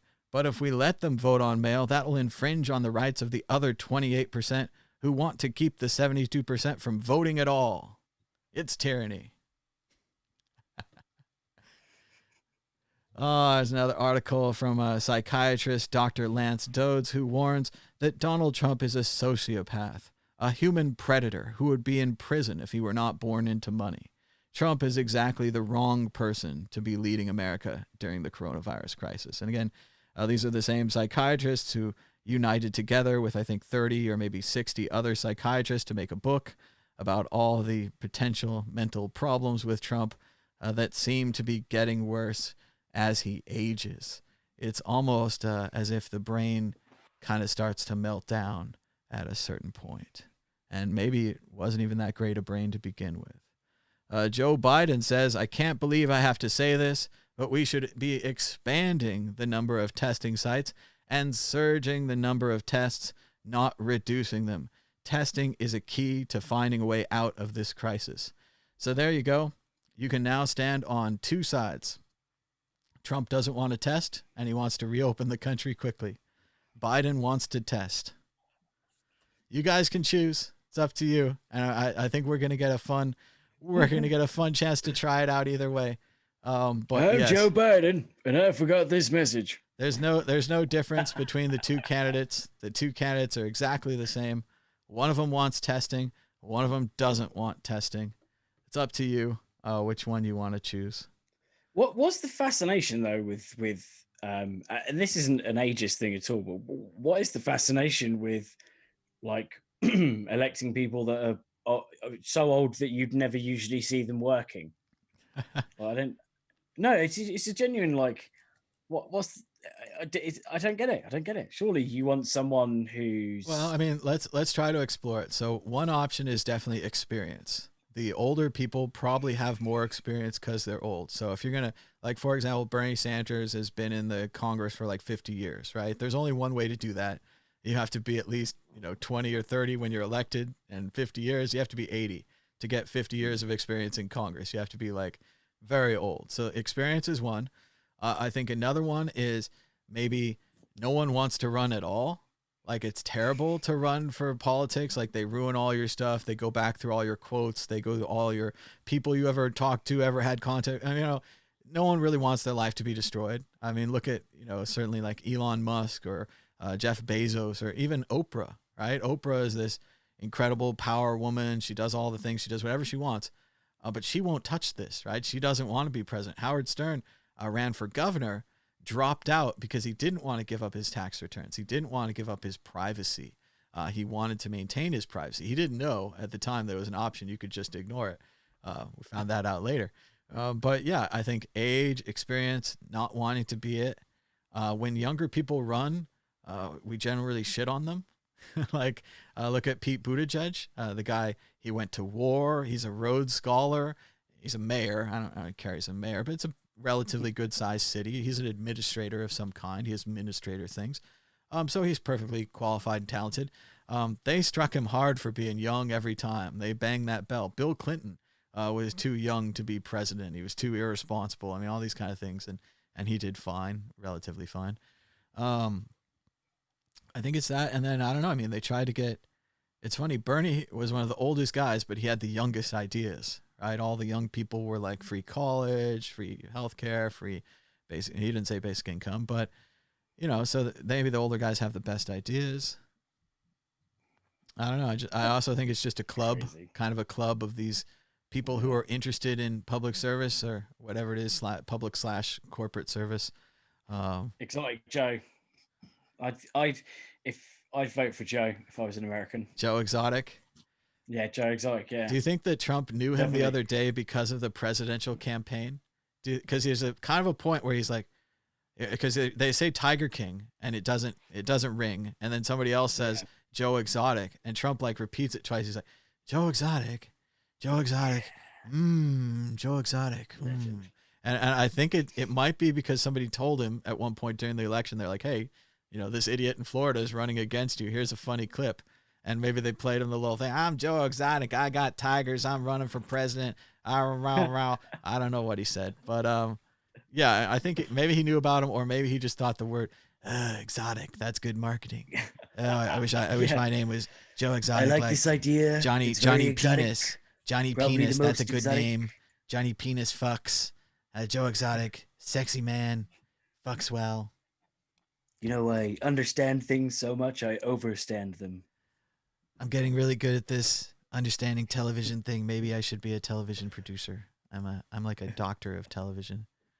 Let's see. I want to switch back to the cameras. There it is. All right, more news. That's what everyone wants. All right, open broadcasters running way behind. This is an impressive move. You gotta like this if you hate human beings and you're like, I wish we could find a way to kill more human beings. The Trump administration is seeking to block the International Monetary Fund from providing a $5 billion emergency loan to Iran for assistance in combating the coronavirus pandemic. So yes, we have problems with Iran. Yes, foreign policy and all those things. But once again, here's a chance for us to be nice. Here's a chance to save thousands, tens of thousands of the Iranian people, most of whom probably don't approve of their government, probably aren't in the day-to-day actions of it, probably aren't too involved in the things that the U.S. government allegedly doesn't like about Iran, so on and so forth. But we aren't that kind of people. We aren't the good kind of people that just help people when they're in need. We're like, what if they take that loan and make weapons? I'm sure is what we're saying. Or just in general, that we were punishing them before, so we're going to keep punishing them, even if it costs them thousands and tens of thousands of lives. What do you think, Dan? Anything on this? Well, I think that they have been kind of caught before using, aid money for nuclear sort of progression. Yeah, but surely we could put But at the controls same time, on the money. the people aren't the people that are doing it. It's just like the same situation with, it's not Chinese people that have were misreporting coronavirus. It's the CCP that are doing it. It's not the people. It's the people. It's the people in control of the people. So yeah, I think it's bad withholding aid. But I don't know. Who knows? Maybe this is another opportunity for Bitcoin to kind of circumvent the current process and the sanctions. Well, and I do, I understand the value of sanctions during normal times, and certainly sanctions do always cause humanitarian suffering. The people were starving before, no doubt, and we were trying to muscle them to get whatever we want in foreign policy, that kind of thing. But yes, it does seem like we could take a break from that and say, oh, well, normally we wouldn't let this go through, but, there's kind of a crisis, and we've been printing, trillions of dollars here, and you only want 5 billion. I mean, this is only going to save, 500,000 people. I mean, it's not that much money. It's not like they're going to save all their people. I'm sure people are still going to die from coronavirus in Iran. Like, I'm sure that it's not like they're going to get it better than us, so. Here we go. Joe Rogan on Andrew Yang. Hey, let's play it. A positive clip for once. Weird time. Yeah. It's a really weird time. Yeah, and I mean, I wish we could just rerun the whole thing, because some of the ideas, like Andrew Yang's ideas with universal basic income. Yes. I mean, that's Obviously, he's right. Look, Yeah. what he said about automation now applies to this virus. Like, This virus, there's people that need money. There you go. What he said about automation now applies to this virus. If we had universal basic income, if we had universal health care, the economy wouldn't be so affected by this virus. Now, really, going back to the Federal Reserve, the thing that they promised us a long time ago is less boom and bust cycles of the economy. The economy used to go way up, and then it would go way down, and then it would go way up, and then it would go way down. And sure, some people made money off this, but a lot of people got wrecked, right? So what they said with the Federal Reserve is maybe, and again, it didn't really work, but this was the idea, just maybe we could just make it go in the middle, right? It still goes up and down, but it doesn't go way up and it doesn't go way down. It just stays in the middle, up and down, middle, up and down. And that made it better. That's the idea. If you think about basic income, and if you think about universal health care, what we're really saying is during the cycle of the next pandemic, we want the economy to go down less. We are being greedy, right? We want people to be able to keep getting paid, which means they'll keep paying their landlords, greedy rich people, right? Then they'll keep paying their credit cards, greedy rich people, and everything will keep going, even if we have to shut down for a couple months again because of this virus or the next virus. These people will also keep getting health care. They'll keep being in contact with their doctors and their systems. We can tell them where to go. We can give them information about the next virus. We can help get them the cure, which can reopen the economy faster. So this is one of those big mind benders you're going to have to wrap your minds around. But being good to people, giving people sick pay, jobs, hazard pay, safety, security, job security, the ability to change jobs because you're not tied to the healthcare. It actually benefits you in the end. I know. There's a lot of like numbers and things in between here and there, but it actually benefits you in the end. It's shocking. We're going to keep going through this and seeing how it goes. What will Vegas casinos look like after Vegas comes online? Well, there's going to be a lot more room. They say they're spreading out all of the slot machines right now, so they're not going to be all bunched up next to each other. So that might be kind of nice. Maybe you don't have to sit next to the 80-year-old lady who's chain smoking with her oxygen machine. They also say the buffets are gone, at least in the major casinos. I'm hoping maybe some of the minors will go with it, but No. well, Buffet's good. again, I feel the same, Dan. I want to go, and I miss the idea. But then if you really think about it, what we're really talking about is a whole bunch of food that's all shared by everyone that could all get infected. It's like a shared... This happens once in a blue moon. Like we can't lose buffets and stuff because of... They've already closed the one at the man. Treasure Island. They've already closed the one at the Golden Nugget. People Santa don't Fe? want to eat weird food out of a vat anymore. It was already one of my goals, like never eat Chinese food out of a vat, pre-prepared Chinese food that just sits there. That's kind of all of it, though. But yes, buffets are toast. They say the concerts and the shows are probably going to be the last thing to reopen. No one wants to sit next to anyone else anymore. I don't know if they're going to space people out or what. But yes, it's going to be a very different Las Vegas. It's going to be very different sporting events, concerts, bars. The world is different now. Like I told you guys, the Overton window has moved. What was previously considered completely unacceptable is now acceptable. Dr. Bitcoin writes, he says, we need more Bitcoin gifts to match all the great memes. Orange coin good, number go up. Bitcoin fixes this, stacking sats and hodl. So get to work, GIF animators. Here's your chance to make a cool Bitcoin GIF after one of these memes. Something to do. during our off time here. This is getting pretty crisisy. The Postmaster General said the Postal Service will collapse without urgent intervention, and it will happen soon. They've pleaded with the White House to help. Donald Trump has personally directed his staff not to do so. Postal Service is actually absolutely vital, even with mail down 30%, could be down 50% by the end of June. This is how we deliver important documents. This is how we deliver contracts. This is how we're going to vote without having to go outside in November. So it is a major crisis for the United States to let the mail system go. This is a national resource. This is similar to roads.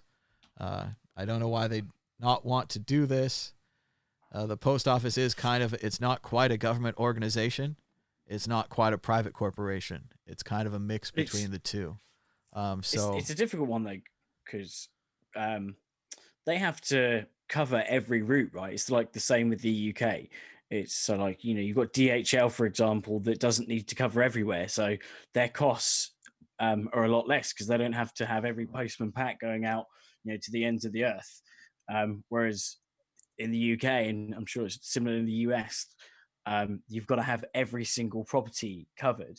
And so their profit margins are a lot more, they're a lot thinner compared to the other companies that can just sort of do the priority areas or whatever. And it's a lot more like a national service. It's more like water or power or garbage or utilities. You need the mail. In fact, you need the mail so you can pay all of those other services. Yes, we do a lot of things online, but you still get things through the mail. It's still worth having. And again, the darkest and most creepy reason to kill the mail system is so that we couldn't use it for vote by mail. If you kill the mail, and again, how about we just use UPS that day? We have other options, but yes, it would be a creepy backdoor way to killing vote by mail, to just kill the Postal Service. It's a shocking idea. This is a great picture. Imagine if someone showed you this picture 6 months ago and asked you to figure out what happened. We can see London. It looks almost empty. Still kind of comically London with the double-decker buses. But there's the Queen on the big screen, and she says, "We will be with our friends again. We will be with our families again. We will meet again." Okay, so what's happening, Dan? Go. She's going back to her home planet. You know it. Look at those words. Yeah. We will meet again. Very clearly, the Queen wearing alien green is going home. And everyone is so shocked, they all stayed inside. Everyone's like, the Queen's going home. Aliens are coming to rule us. Stay inside. Await the aliens. It's like Casablanca, right? You wore blue. The Germans wore gray. The aliens wore gray. Was she quoting Aubrey Hepburn as well? Is that right? No, I think she's just saying a nice message to the people that, we'll be with our friends and we'll be with our things. It's just, in a way, I could see it as an alien interpretation. It's also, she could have moved. Other royals moved to Canada and then on to Los Angeles. So maybe the Queen is getting out of the UK. Maybe everyone is getting out. Like the island itself is just no good anymore, and they just left all these cars here. I don't know. It's a fun picture because 6 months ago, there was no virus. There's none of this. You would have no idea what that strange picture is. Noam Chomsky, a legendary linguist, author of Manufacturing Consent, writes, "There's no profit in preventing a future catastrophe." And this is the real problem. This is, as Chomsky says, ventilator shortage exposes the cruelty of neoliberal capitalism and the idea that the market can just solve all of your problems. Here we finally have found, in very clear, understandable reality daylight, a problem that the market can't solve. Chomsky goes again over the ventilator example. The United States government formed a public-private partnership with a ventilator company. They were going to crank out tons of ventilators. They were going to store them in the stockpiles, and they were going to make them very cheaply. However, the ventilator company was bought by a larger ventilator company who sabotaged the contract and later backed out, saying that there wasn't enough profit in the contract. They had to sabotage it. They had to destroy it because If the smaller ventilator company had built cheaper ventilators, it would have put the bigger company out of business. So once again, that's how they stopped us from having enough ventilators. Government had the plans. People knew about it. People tried to act. People smarter than you. And they were blocked by people greedier than them. These public-private partnerships can't go on. From now on, the government's just going to have to build its own ventilators. We'll see.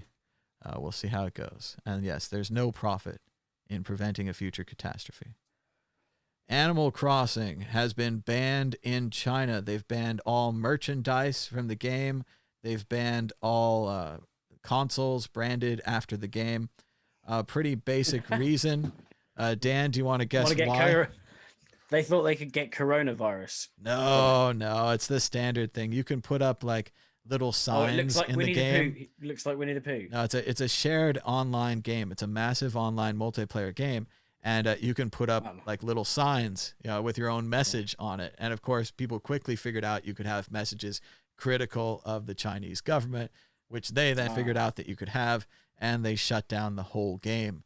We don't know if there's going to be a special censored Chinese version of the game. It's a very lucrative market, as South Park brutally discussed earlier this year.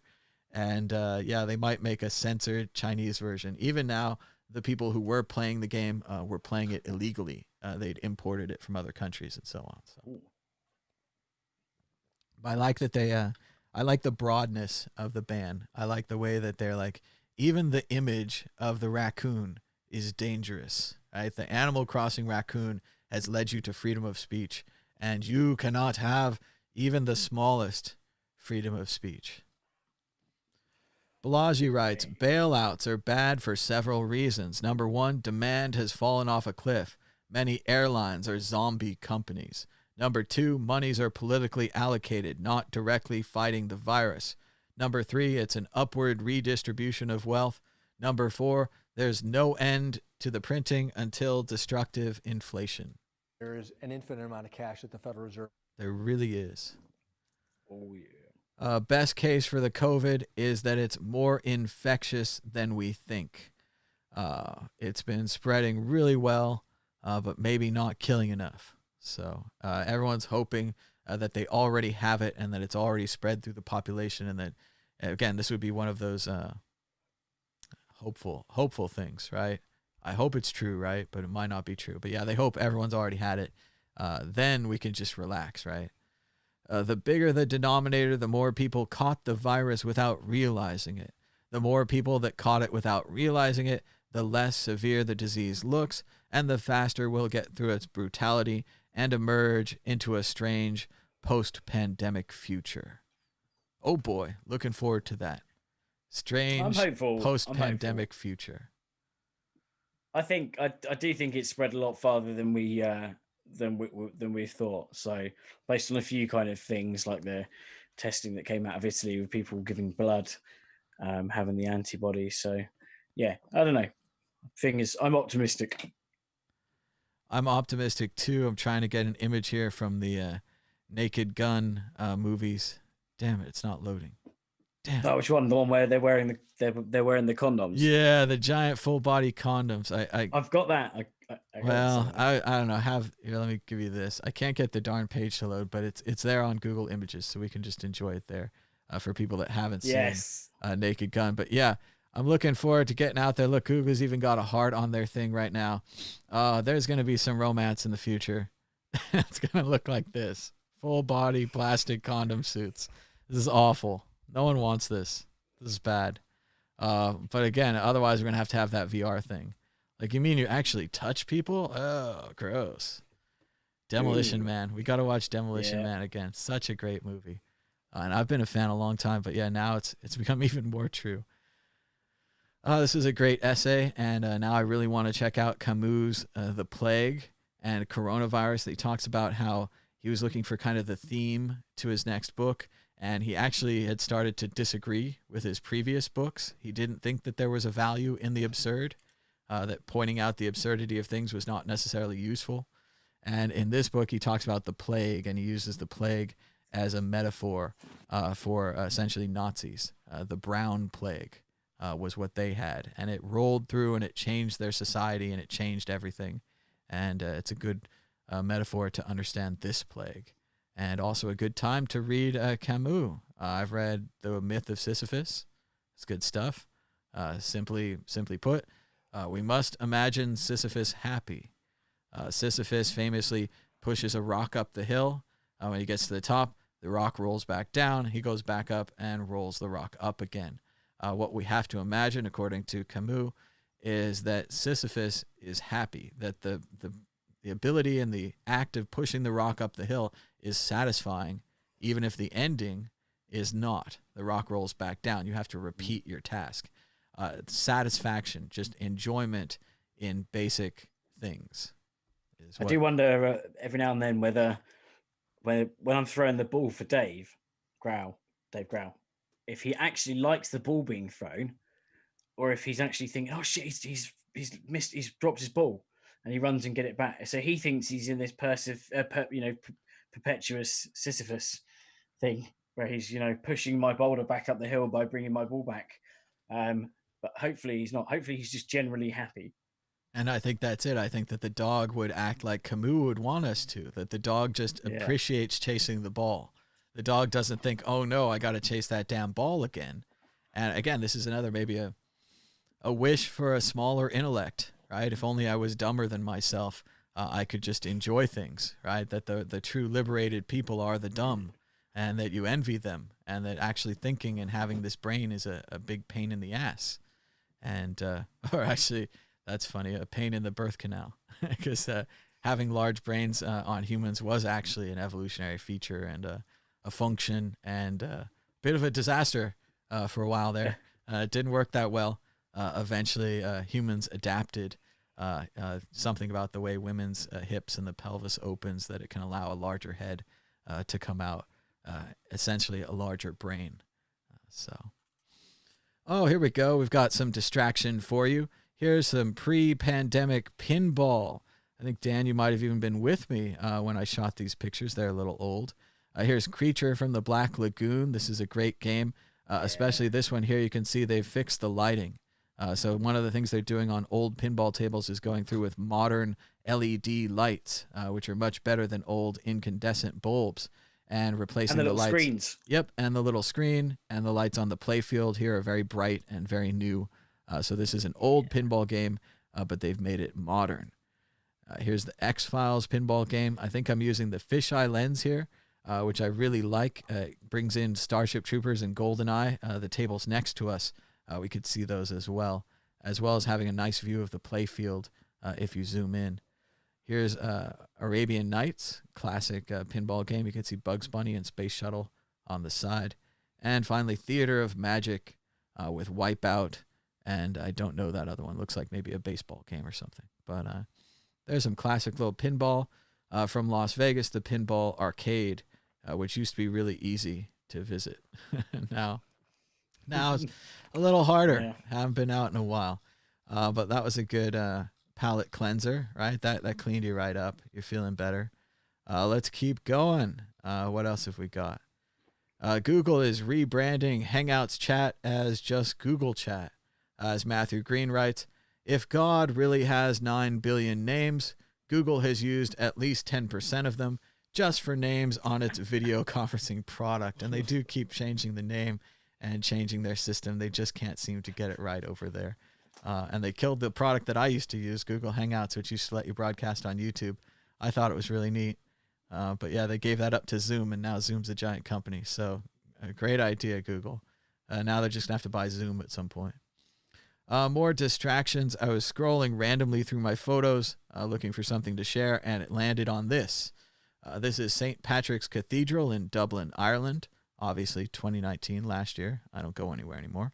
The skull cast and death mask belong to famous satirist Jonathan Swift, who is a deacon at the church.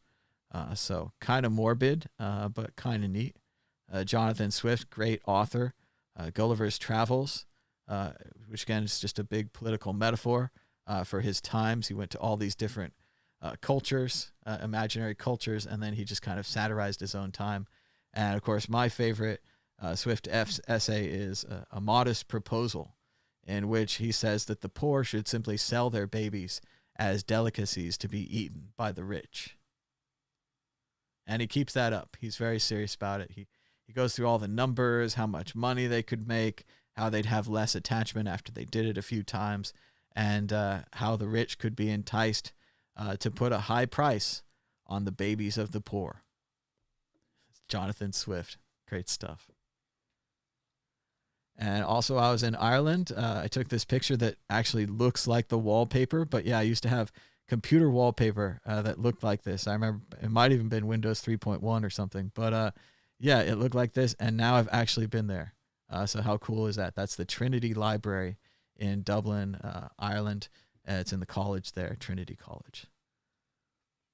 Amazon's other streaming platform, Twitch, has seen a 31% growth in viewership, with total hours jumping from 33 million to 43 million. So people are streaming more. Amazon, YouTube, Netflix. The reason that these platforms are not crashing, they're not going fail well, is largely because of cloud infrastructure. We made a lot of fun of it. The cloud is someone else's computer. But really, Amazon Web Services, AWS, allows these companies to just roll out new virtual servers to meet demand. This is also why Zoom is still up. I think there's an article we'll get to soon. I agree strongly with Dr. Samantha Monto. She says, disasters aren't acts of God, and emergency managers aren't prophets. Calling risk assessments prophetic implies on some divine insight when it's really science. Not listening to scientists is what keeps getting us into these messes. As it says here, NPR, in a remarkably prophetic report last summer, FEMA accurately predicted that a nationwide pandemic would result in a shortage of medical supplies, hospitals would be overwhelmed, and the economy would shut down. Again, she's nailing it here. It's not prophetic. It's not that they accurately predicted it because of prophecy. They didn't divine it with a divining rod. They didn't bring out any fates or any kind of potions or magic. They looked at the data and they analyzed the data to get their conclusions. It's how science works, right? We keep not understanding this. There's this whole anti-expert culture. There's all these people that believe that experts are stupid and they just went to school and wasted their time. And it's fun. We can do that. We can say that about like writing or creative writing or poetry or whatever. Like, you're not an expert. No one's an expert. But when it comes to science, when it comes to building a nuclear reactor, when it comes to dealing with a pandemic, maybe we should listen to the experts.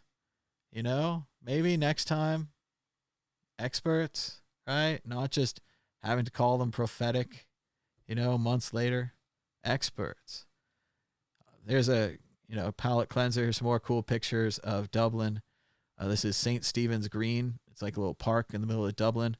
It's also, I think, where the Grateful Dead song came from, St. Stephen's. And also they fought.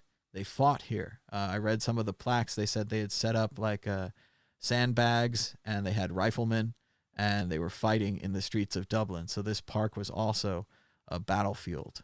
So that's pretty interesting. Here's O'Donoghuy's or O'Donohue's, something like that. They called it O'Donego's. You've got to go to O'Donego's. I think that's how you say it. And it's a bar, and everyone's in the street with the blue hats because they just finished running the marathon. So this is obviously before social distancing and all that, before everyone freaks out.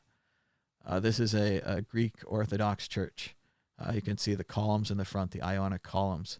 It looks like a Greek temple because it's designed to look like a Greek temple. So, but just a nice photograph. I just picked it because it looked nice. And there I am with James Joyce, the statue in Ireland. So pretty fun. There is also a statue from Birmingham, England, where I went after Ireland. This is Admiral Nelson, the famous Battle of Trafalgar. He fought Napoleon during the 1812 and Napoleonic Wars. And they don't like him anymore. They don't like him? People, yeah, people did the whole in the US the pulling down the statue thing. I think he had a few slaves, so everyone. He was shot. He was shot on the ship. He died during the battle. He gave up his life for the country. A lot of people had slaves. Yeah. I don't know. This on this statue, they had a little plaque nearby. They said the people of Birmingham had donated the money to build this statue, and they donated it very quickly in like 24 hours. They were psyched to get it. They were kind of bragging that this is the only statue in England of Nelson that was made with donations of the people. Kind of, it's saying that maybe it's better than the one in Trafalgar Square in London, something like that. I do like it. I think it's a fine statue. It's got real agency and action to it. You can see he's got a boat behind him, maybe even a little Christ-like leaning on this pier here. I almost thought the top was maybe metal or something, but it looks more like rust or damage. Probably the water melting the statue down onto the base, something like that. It's been there a long time. But yeah, I think it's good work. Put the man aside, I like the statue. But yes. Obviously, I'm posting old photos again, consistent with post-pandemic world practices. I've been clearly labeling and dating the photos as old, but still, I'm not going outside. Fuck the virus. I'm telling you about it. So, also I had this big thread about the Postal Service, not necessarily because they're going out of business, but because of this great song by the band or perhaps Project Postal Service. This project is called the Postal Service because the two guys who did it would send the tapes back and forth through the mail. So the mail can even help make music. It's amazing. You can make music. You can make movies. I'll bet people made video games sending stuff through the mail. It's much more than just mail. And Amazon's also shut down they put on pause the Amazon delivery service. So they're back to using FedEx and UPS again. But anyway, the Postal Service has this great song called We Will Become Silhouettes. And one of the lyrics says, I've got a cupboard with cans of food, filtered water, and pictures of you. And I'm not coming out until this is all over. And as I talk, the song's really about nuclear war, and there's radiation that exists outside, as the song says. It'll make their cells dividing at alarming rates, till our skin simply cannot hold all our insides in, and that's when we'll explode. And it won't be a pretty sight. And then, of course, we will become silhouettes when our bodies finally go.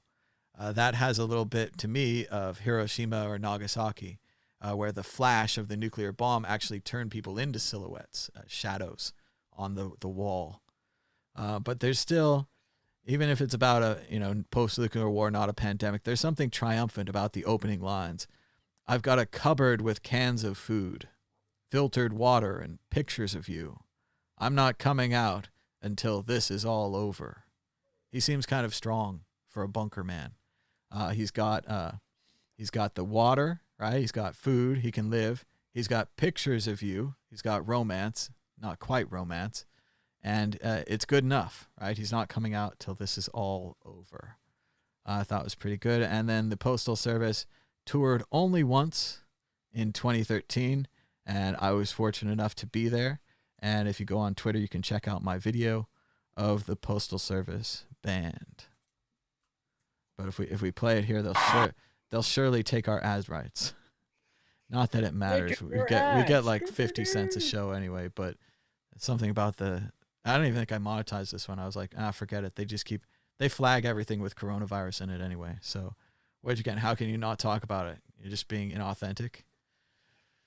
New York City mayor confirms they are now burying many COVID-19 corpses in mass graves on Hart Island. Today alone, there were 40 coffins. The bodies are wrapped in body bags placed in pine boxes with their names scrawled on top. Source, New York Post, but you can see the pictures. This is the same thing that we saw in Iran a couple of months ago, and everyone ignored it, and they shrugged it off, and they said, wow, Iran's having a bad time. Maybe we should cut off aid to them and make sure they don't get any money. Maybe we can accelerate that. But now it's happening here too. We're also seeing the bodies seem to be stacked about 3 high in these mass graves. I had a tweet. I tried to find it. I put it out a couple months ago where I said that they will call the mass graves of the COVID bodies Trumps. They'll say, oh, there's Trumps over there, or oh, there's another pile of Trumps. And people are already saying, yes, Hashtag Trump burial pits.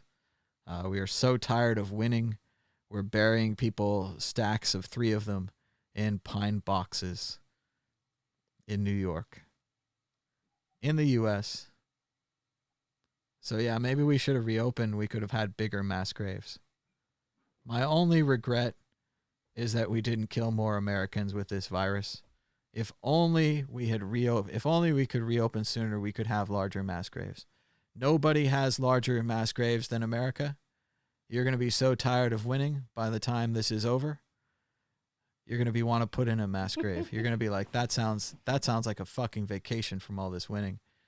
72% of Americans want mail-in voting, but Mitch McConnell refuses to let that happen for fear that our democracy will actually function like a democracy. That's the reason, yes. Vote-in mailing allows more people to vote, which is disastrous to the Republicans. We're not really having a debate of ideas.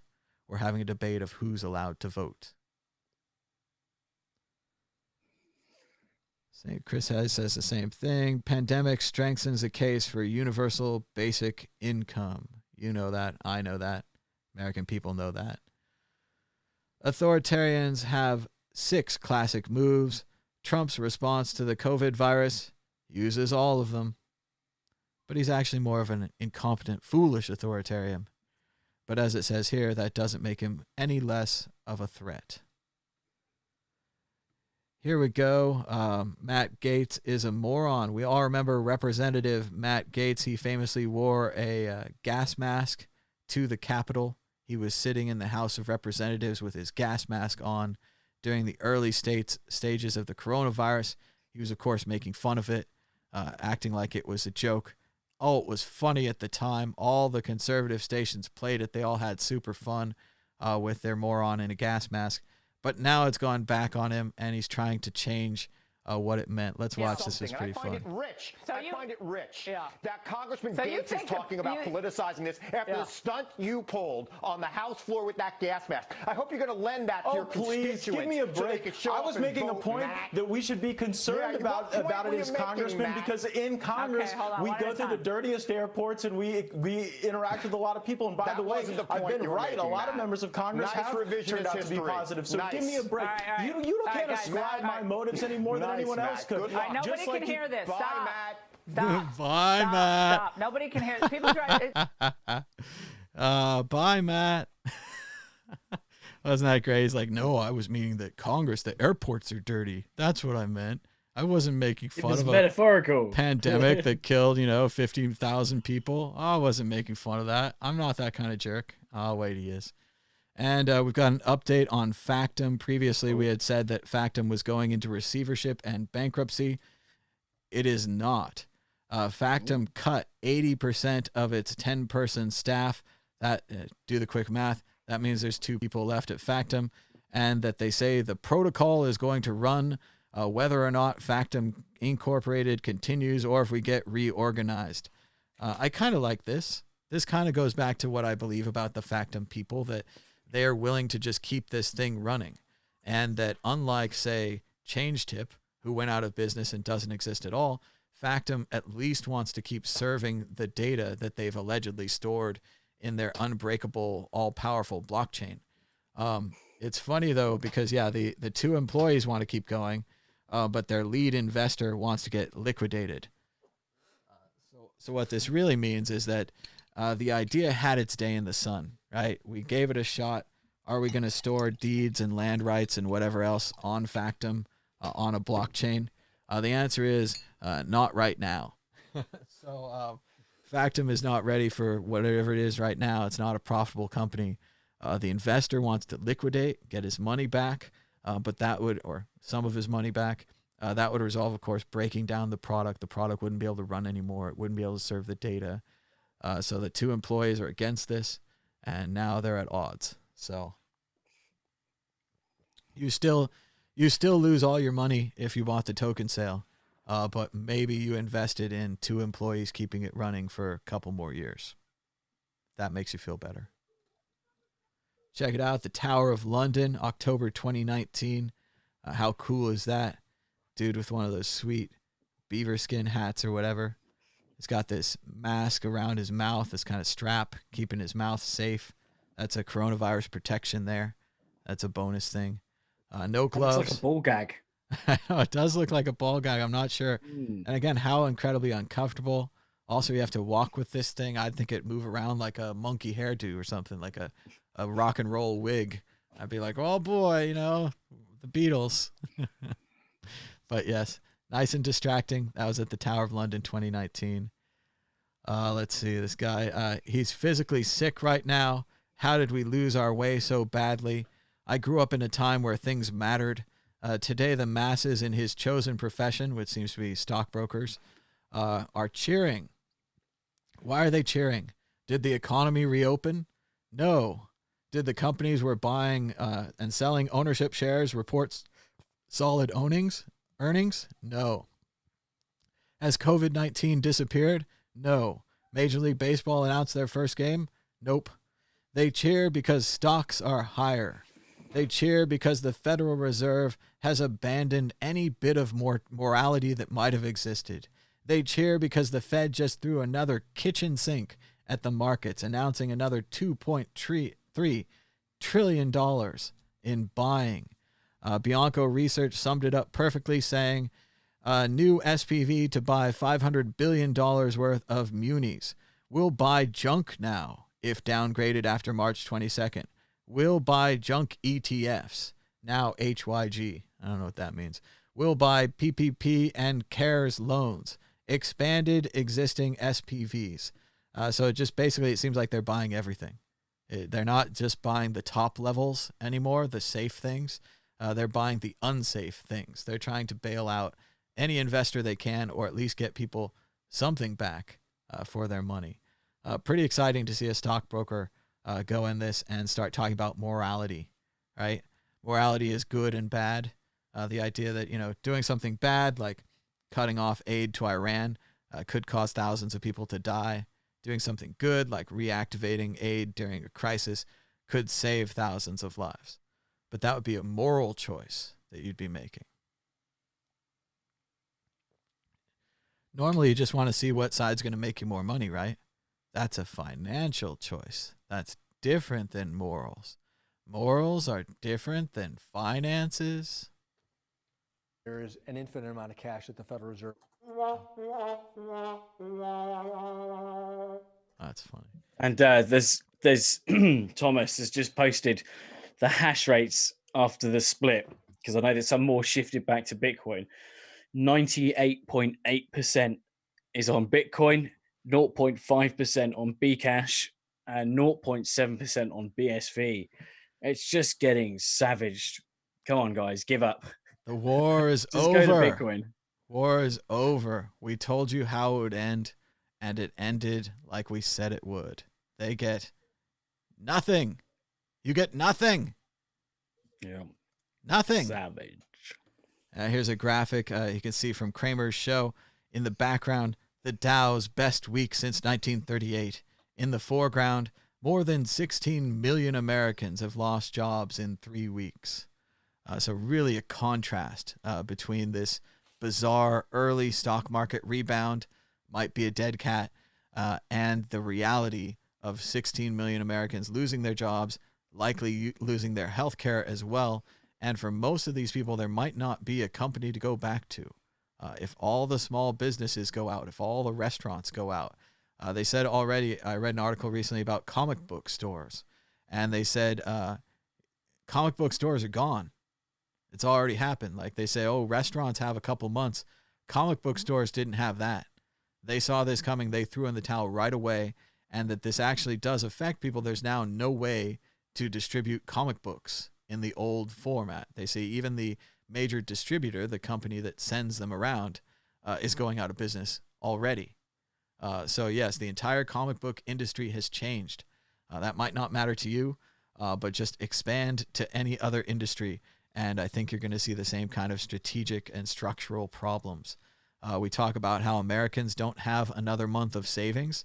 Well, it turns out comic book stores don't have another month of savings either. And I'm sure there's dozens of other categories, entire categories of businesses where they used to work and they worked fine. You know, they ran a clean shop. They had good products. They sold them to customers. They showed up on time. They do all the business things they could do. And it doesn't matter now.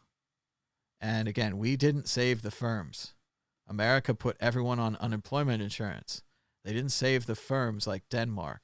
Denmark, you're going to have a company to go back to. They saved your restaurant. They kept your restaurant together. You can be a chef again. Whereas now in America, every chef is now competing against every other chef to get the remaining 5 jobs. It's not going to end quickly. It's not going to end quickly. It was also a horrible day today in history. I follow this great Twitter account at RealTimeWW2. Probably a bit of a shock to see these in my Twitter feed, but I don't retweet that often. But it's the anniversary of the Bataan Death March.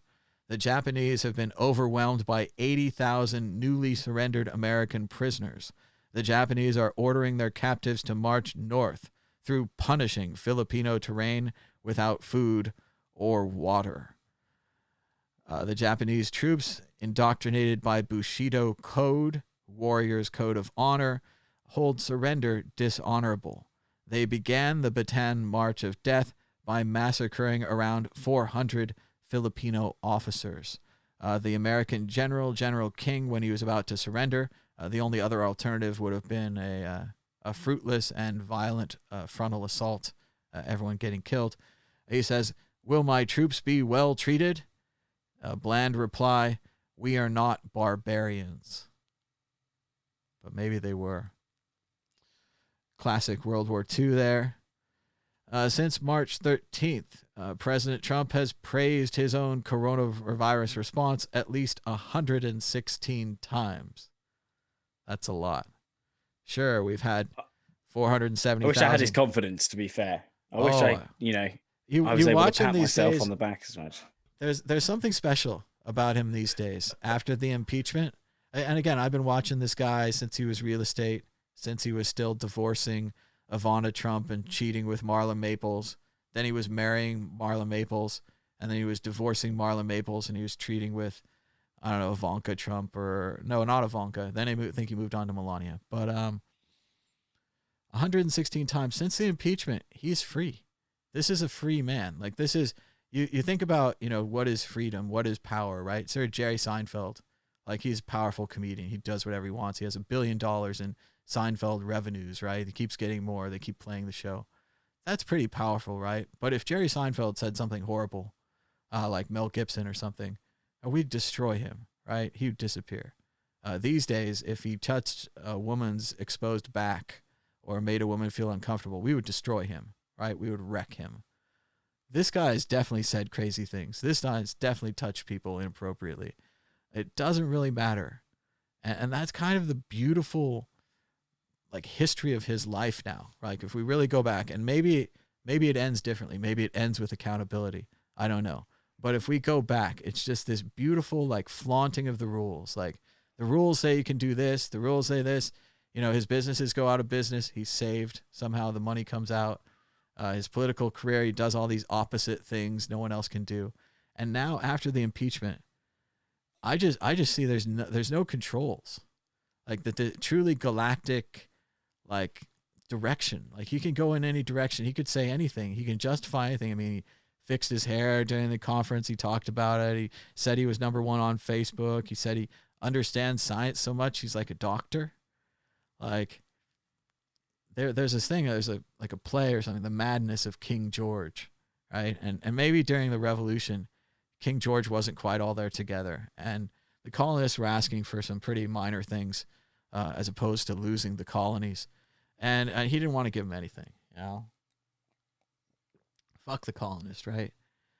But even King George, even like Napoleon, even like a powerful pope, maybe a dictator, maybe someone like Stalin or Lenin or Putin would have this kind of freedom, this kind of ability. But even like Lenin, Stalin and Trotsky were fighting for his seat, right? He had people that were going to come after him. There was kind of a secession.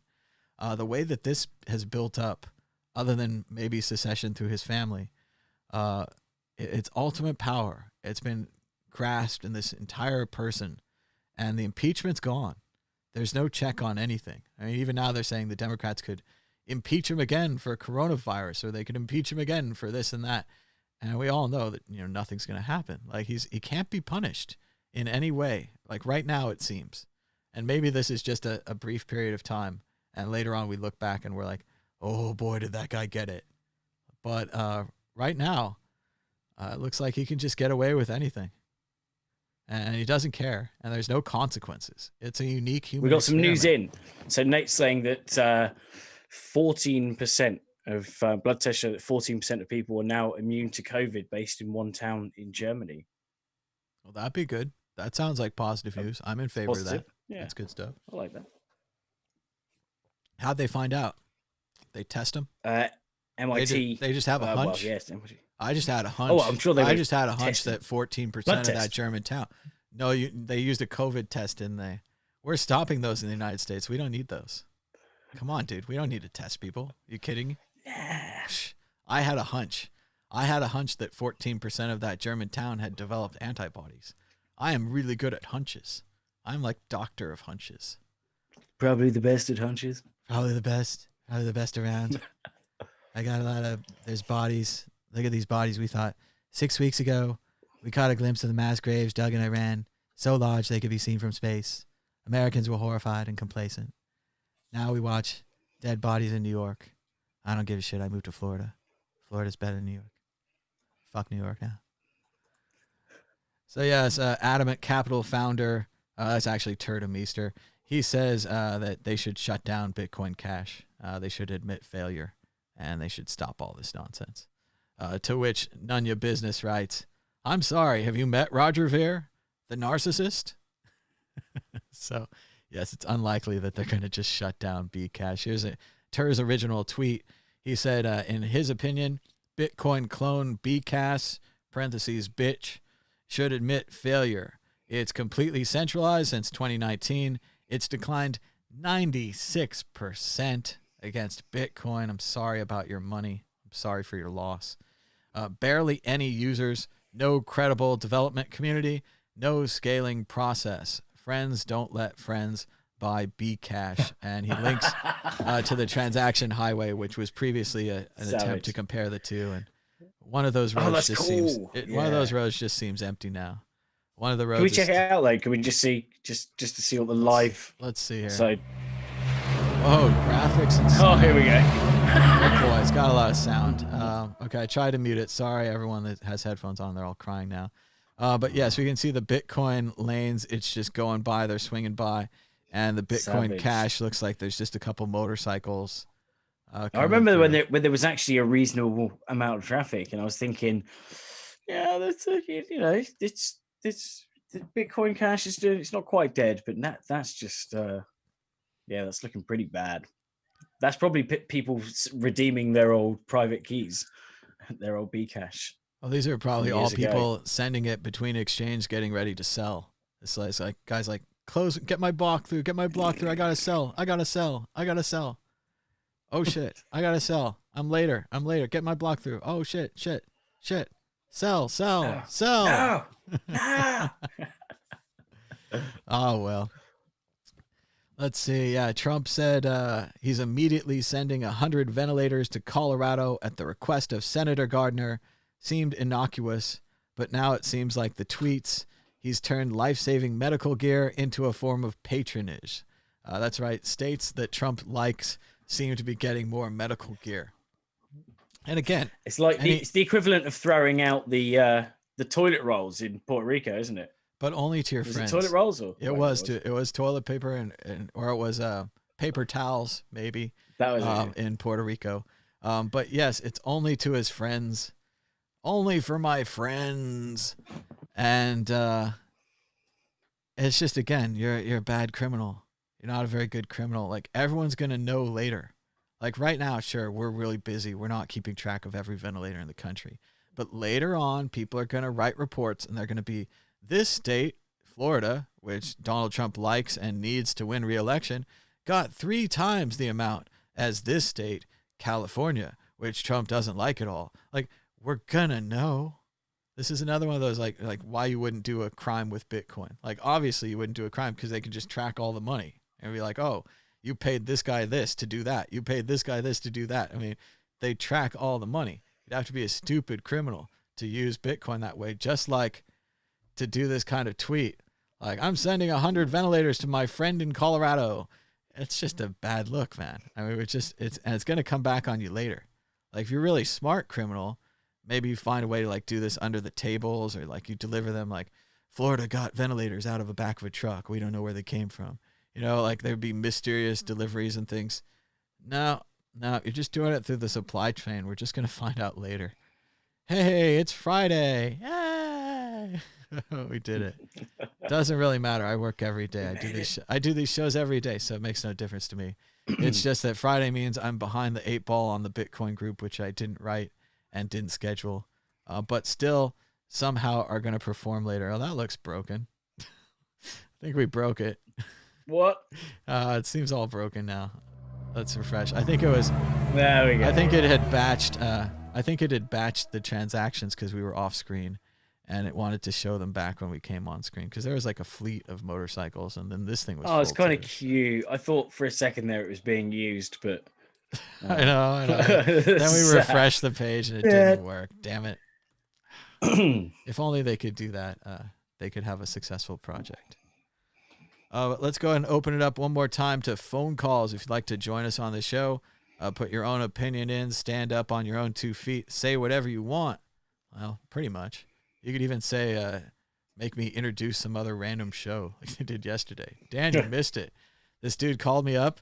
And he's all like, I have to get you to say this. You have to say, it's time to open the NESer show.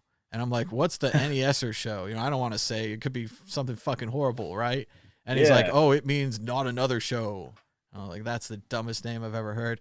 But I didn't say that. I was nice to him. I was putting my nice face on. Yeah, and then humoring him. Then I did it. I was like, okay, you know, let's get rid of this asshole. Say whatever, you know. Oh, you're welcome to another show. Let's open the show. And then he was all like, thanks so much. Bitcoin is a fraud. I was like, you're shitty at prank calls. You're not very good at prank calls. You need to like work harder. Like, because again, we just go hassle his show. And like they were saying in the chat, they're like, yeah, he's going to regret that one in a few years. He's going to be telling his friends, he's like, yeah, I called into this radio show and I said Bitcoin is a fraud. And then it, you know, went to $1 million and I feel really stupid. I feel really stupid now. Like maybe I shouldn't have done that. Maybe I should have thought more. What have I done with my life? Yeah. It could be a pretty big crisis for them. So they're going to have to deal with that. They'll have to think about it some more. But we also had some nice calls from Peter in Moscow and some other people called in. Dan, how are you doing on Tiger King? Have you caught up? Have you watched it all? I've got the last 2 episodes, I think. Or there's a recent. No, there's. I'm not going to give any spoilers, but I think I have one more, and then I heard there was another new episode. Is that correct? The alleged new episode hasn't come out, but I definitely think, according to the last one, I'm on the last one then. Yeah. There's quite a lot to update them on, but I've been slightly busy, like whilst I've had a bit of downtime. You got rebuilding the garden, fixing all the gutters and painting the house and that kind of thing. All that classic stuff. But then there's also a bit of a tongue-in-cheek song that I've written, a bit of a cover. That's what Norm is saying in the chat. He's been he's what's it called? He announced the news before you. He's been spoiling your news everywhere. He's been spreading the word. There's a rumored legendary new Crypto Raptor song. We just have to ask you if it's true, right? It's a bit tongue in cheek. So, but I'm trying to make it as. What does that mean? That you're eating asshole? I know it's tongue in cheek. I like to turn the other cheek. That's what Jesus said. He meant something else though. Hey, we got a phone call. Fish and bread. Get some regular callers on here. Hello, caller. You're live on the World Crypto Network. What's your name and where are you calling from? Hey, Thomas. This is Nate calling you again. Hey, Nate. From Oregon. How you doing? Hey, Nate. It's going good. What's on your mind today about Bitcoin or the virus or whatever? Oh, I saw a little dip there. So, buying again. I'm sorry that I missed the knife on that big drop we just had, but I'm definitely a believer in what's happening right now in diversifying assets. Getting some Bitcoin, getting some silver, getting everything out of the stock market. It's just wildly failing. But gold. not that I really have anything in there. I had a little bit of 401k at some point, but I'm sure that's gone. Yeah, that's some strange money. You can't really get it out. I know I moved some of my like, because I have a little retirement thing too, you know, and I ahead of this, I thought we were going into a bear, so I did move some of my money into cash. I took some profit, but then sadly, the cash is still stuck in there. I want to take it out and pay my other bills. I got problems, you know. But no, there's some kind of thing I would take big penalties. I don't really understand it, but yeah, that money is trapped. I can't get that money. Yeah, that's just the government's way to make you gamble your money. Right, they're making you gamble in the stock market, even if you don't want to participate. You're right. It's a lot like I tried one of those gambling sites once, and I put like $20 in, and I won a football game, and I had $40, and I was like, okay, I'm done. I'm out. You know, I don't care. And they were like, no, you have to gamble until you get $100 to take the money out. And I was like, you know, what if I don't get $100? But yeah, they're essentially doing that with my my retirement that I worked very hard for. So yeah, there was a great article recently how they switched from pension funds, where the company would be required to pay you a little bit each year, so that you could live and be old. Hey, we got a new block. That's pretty neat. Bitcoinal shows you when we get a new block. Way to go, TJ Booth. New features. And yeah, that they don't have pension funds anymore. Instead, they have these 401ks, and that worked really great while the stock market was going up. But now everyone just lost their retirement. So it failed. Like, we don't have a retirement program. Social Security is going to be super stressed, even more than they thought when they stole all the money instead of putting it in a lockbox, like Al Gore said. But I don't know. Yeah, well, I drifted all over. Foolish is like tying somebody's health care to their employment. Yeah. You see how foolish it is tying your retirement to how well the economy is doing. Because when the economy tanks of no doing of your own, so there goes all of your money. I just wish that we had taken. I wish we'd taken all the healthcare money and put that into the market too, because then we'd be gambling with our healthcare as well. Exactly. Sounds like a really great idea. We're kind of gambling with it anyway. Yeah. Well, not having it. Imagine if all the people who had it didn't even have it. They just had gambling accounts, because that's what W. Bush wanted to set up. They were called health savings accounts. And instead of having healthcare, you'd have a stock market account that you could save up money for when things got really bad, which we all know they're going to get bad. Like, these bodies melt down, right? You have to be an idiot not to realize that.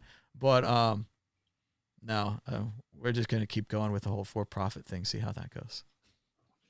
Oh, yeah, totally. Gamble everything all the time. But, you know, I called in. I wanted to, a couple of things. First off, yesterday we had talked about the number of negative test results being an interesting metric when talking about the number of positive results.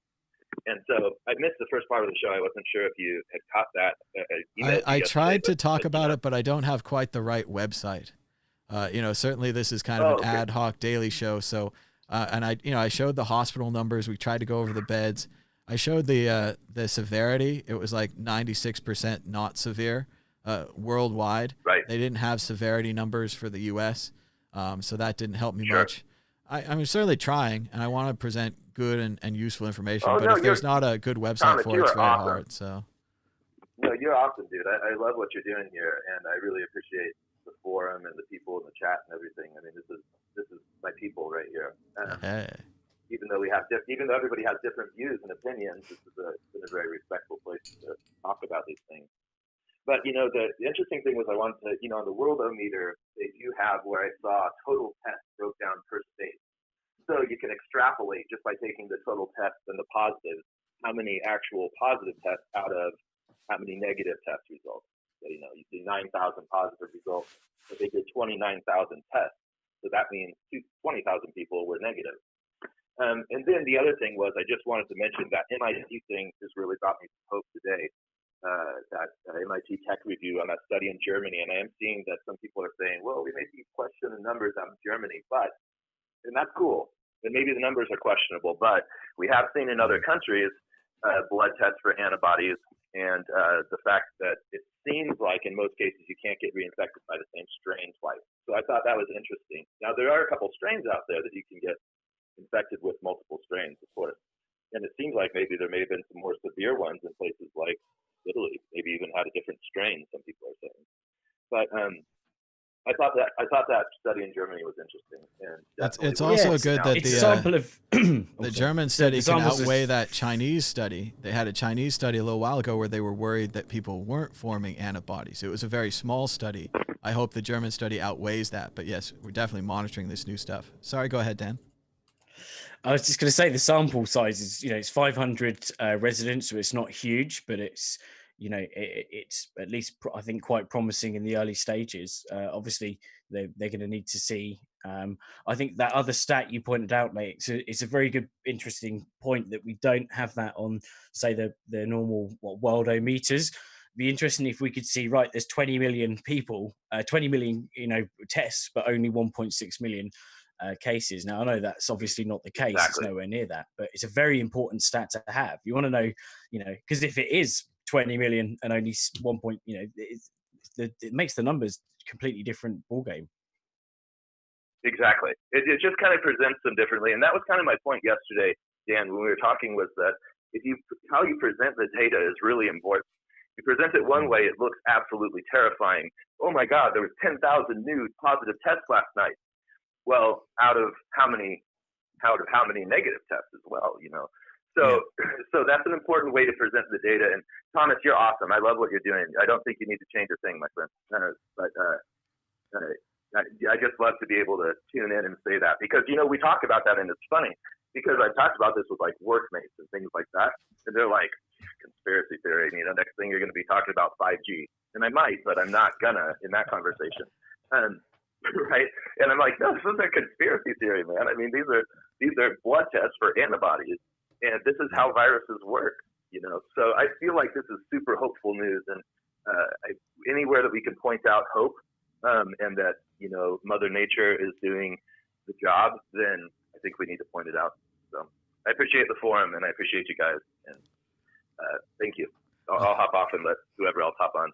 All right. Thanks so much, Nate, for the call. And it's good to have some hopeful news around here, and scientifically backed too. So good stuff. Exactly. Yeah. Thanks, my friend. Talk to you later. All right. Give us a call anytime. And you can give us a call now on Skype at World Crypto Network, all one word, or on the phone at 1-518-600-1949. International users just dial 001. Fees may apply. Long distance charging and other calls may apply. Blah, blah, blah. Remember that was such a big deal? Long distance charging. They charge you for every call. It's amazing now, isn't it? Remember when, I remember when internet there was a connection fee on dial-up, and it was like £2 for an hour. That's brutal. So, and if it dropped off, you then had to pay another £2. They used to sell AOL internet in hours. 99 hours of internet on this disc, 24 hours, 160 hours of internet. So old school. Yeah. Come a long way, but still a bunch of idiots. Still can't do it right. Still can't get things done. Still confused. Still going to have to wear one of these fucking things. Oh, well. I was going to read more about, this is funny, the way the highway cache, if you run it in the background, it just goes overloaded. I'm sure there's a programming reason for this. Hello, caller. You're live on the World Crypto Network. What's your name and where are you calling from? Hey, this is John from San Diego. Hey, John. How's it going? What's on your mind this morning? Fantastic. Never better. Hey, so couple of things before I get to my question. I'm just wondering if anyone knows how much cash there is at the Federal Reserve. There is an infinite amount of cash at the Federal Reserve. It's an infinite amount. A lot. Infinite. Excellent. Wonderful. So Thomas, here's my question. So I'm surprised you're so pro vote by mail. As a technology and crypto guy, I think you'd embrace something cryptographic with non-repudiation, digital certificates, something you could test to see that your vote was counted, and that had a third-party watch group that you could, put your digital hash to vote with and validate that it was counted, things like this.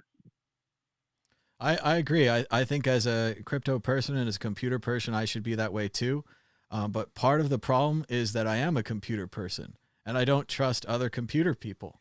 And I think that's pretty rampant amongst computer people. And as much as I do think we could have digital signatures, I think you could also fake digital signatures. But isn't the mail, isn't it? There's more proven fraud with mail than the electronic. No, there's no voter fraud. Like generally there's almost 0% voter fraud and 0% vote by mail. It would just be very difficult to collect all the ballots, like, and to cancel them, or to, you have to replace them with other ballots. It's just complex because of the input system. You can put your mail-in ballot into any of the blue boxes, so you'd have to control the entire postal service to really rig the system, and even then, that would be a lot of people to have in your conspiracy. I think there are. I'm with you, Thomas, on the conspiracy thing. I don't agree that there's a huge amount of voter fraud. I mean, you have to, the registration process is really where the gatekeeper is, and you register by mail, and you're registering by address.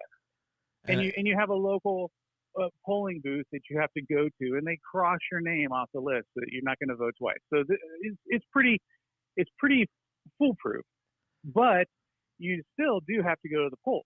And if we're talking about this whole notion of social distancing, how about vote by web browser where you have a digital certificate? You already have millions of DoD employees and contractors that have their common access card. They already have an ID card with a certificate-based chip that's issued by the DoD.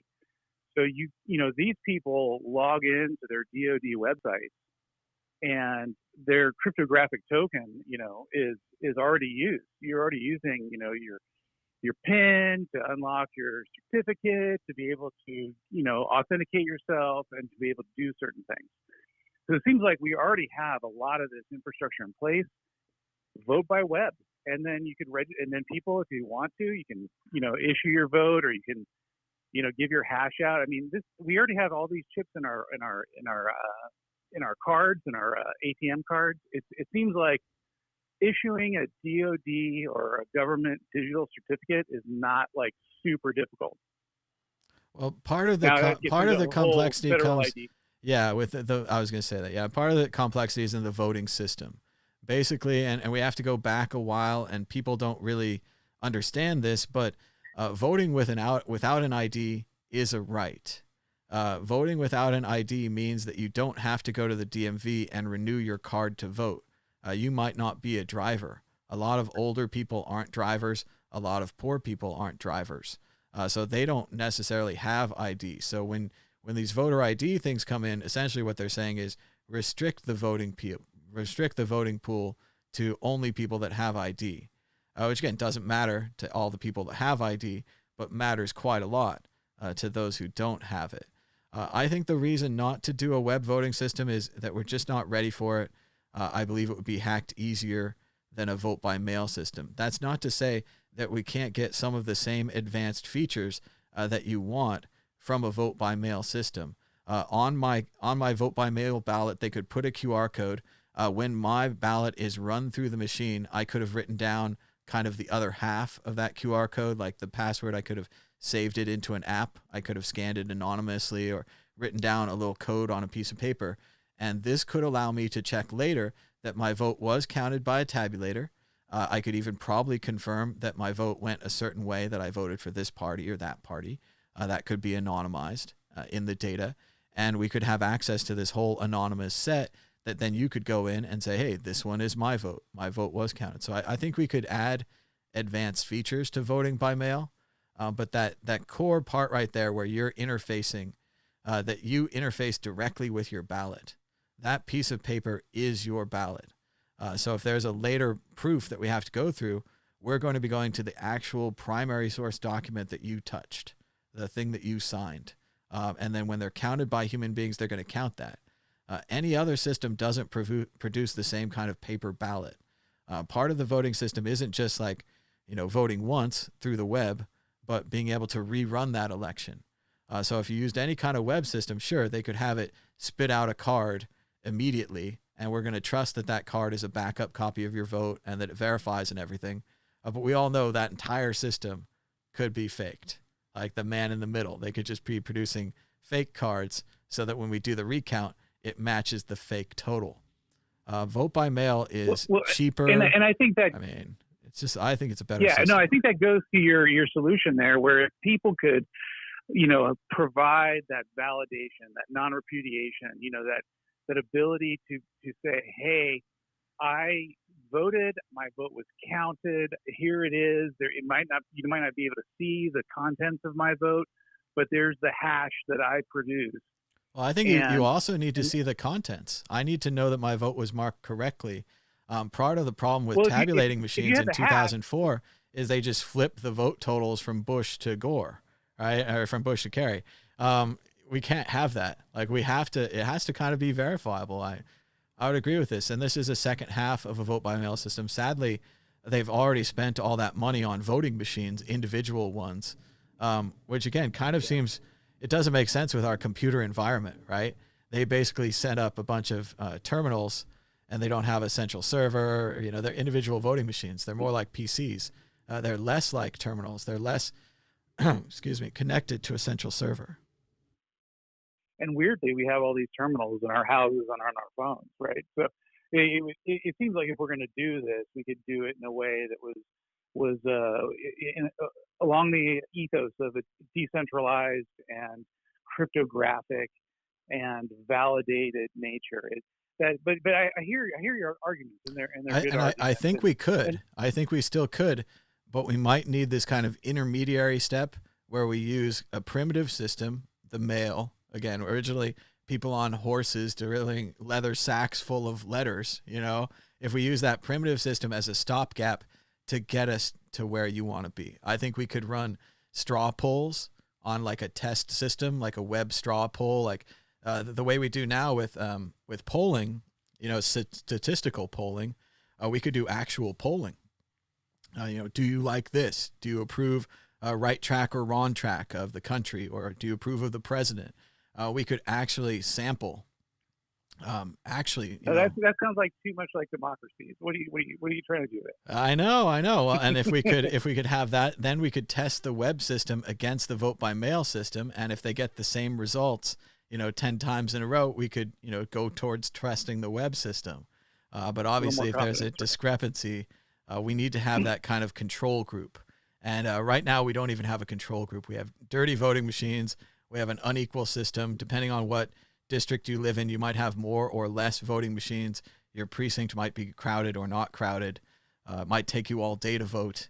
All these kind of things. Like, that makes it an unequal system. Whereas vote by mail, even people in Alaska have mailboxes. Like Dan was saying, part of the reason the post office is so strapped is because they have to deliver to every mailbox, because they have to deliver to every American, which happens to just be, on the flip side, the perfect vote by mail delivery system, right? It goes to everybody. Like, we pay more because it goes to everybody. And again, it would just, as much as people are probably mad about it, it would codify the use of the postal service. It would be another reason why it's such an essential part of liberty. And it was actually, it was created by the first Congress. I mean, the postal service was one of the very first things that we made because it was so useful. And even now, as we do have email and we do have encryption, we have all these other things, it's still pretty darn useful to have someone deliver a piece of paper for, I don't know what it is now, $1.30 or something, hardly anything at all. And they'll take it across the whole country. So I love it. Good discussion in response to that. Hey, quick question before I get off. I remember a while back, I don't even know how long ago this is now, but you did an episode where you walk step by step through building a Bitcoin node, and I believe you did it on like Ubuntu or maybe CentOS, and you did all the Linux commands and did that. Are you planning on doing something like that again? Unfortunately, I wanted to do it and I wanted to follow along. I didn't do it, so I still haven't built myself a Bitcoin node, and I'm looking to dedicate. I've got a bunch of laptops that are doing nothing. I want to do this. So what's your recommendation? Do you have any updated or new thoughts on this? Well, I haven't done it in a long time. I'm not sure if I did that one or if it was maybe Chris Ellis or someone else here on the network. It's been a long time, but I did like an intro of how you could create how you could boot into Tails Linux and create a private key and have a real Bitcoin account and all that. And even then they don't know because Tails might be there was all kinds of, you had to import the JavaScript thing, but the JavaScript randomizer might not be very good, so your accounts might not be random, even if you go through all that work. But one of the ways people are doing nodes now is buying these little pre-made boxes.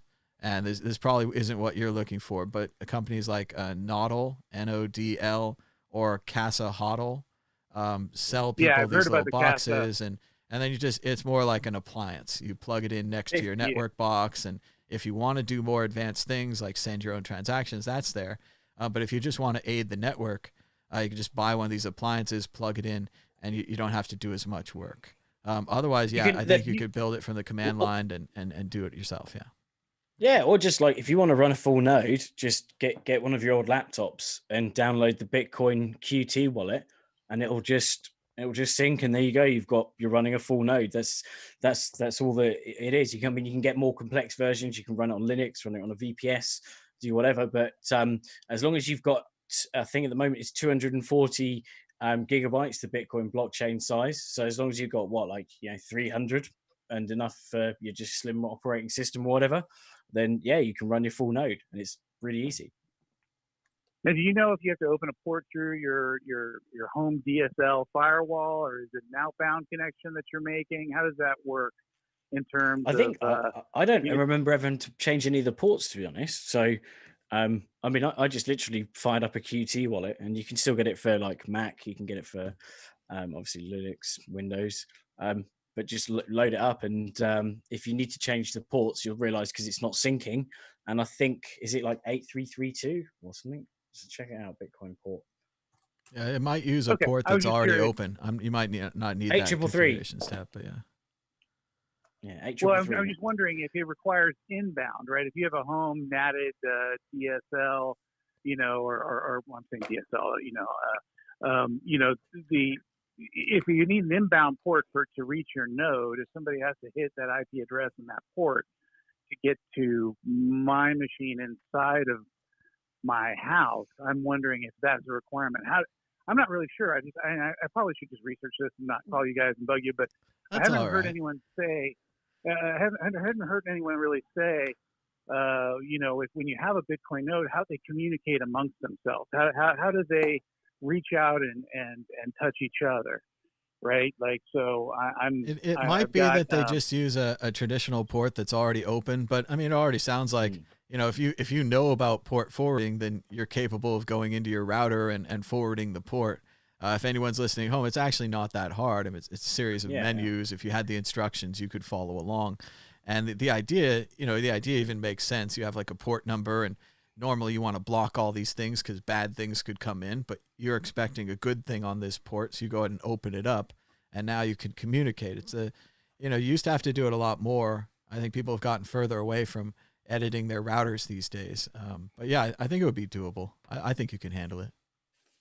All right. Well, thank you. I'm sorry. I thought I recalled you doing that step by step and Linux command stuff. I remember being impressed with your skills. So I did one recently. I set up a Lightning node. It was like it was whatever it is for light. Yeah, and it was on the temporary network, and it was really good. I got through it eventually. I screwed up some of the commands.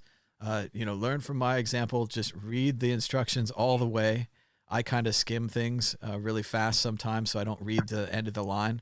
And it's like, at the end of the line, it's like, you need to push shift instead of enter. I was like, oh shit. I didn't see that. And I look like an idiot, but, no. So yeah, just follow the instructions, and I think you should be able to do it. But, and call us back. Let us know how it goes. If you had good luck or if it was easy, like Dan's saying, you could just run the wallet.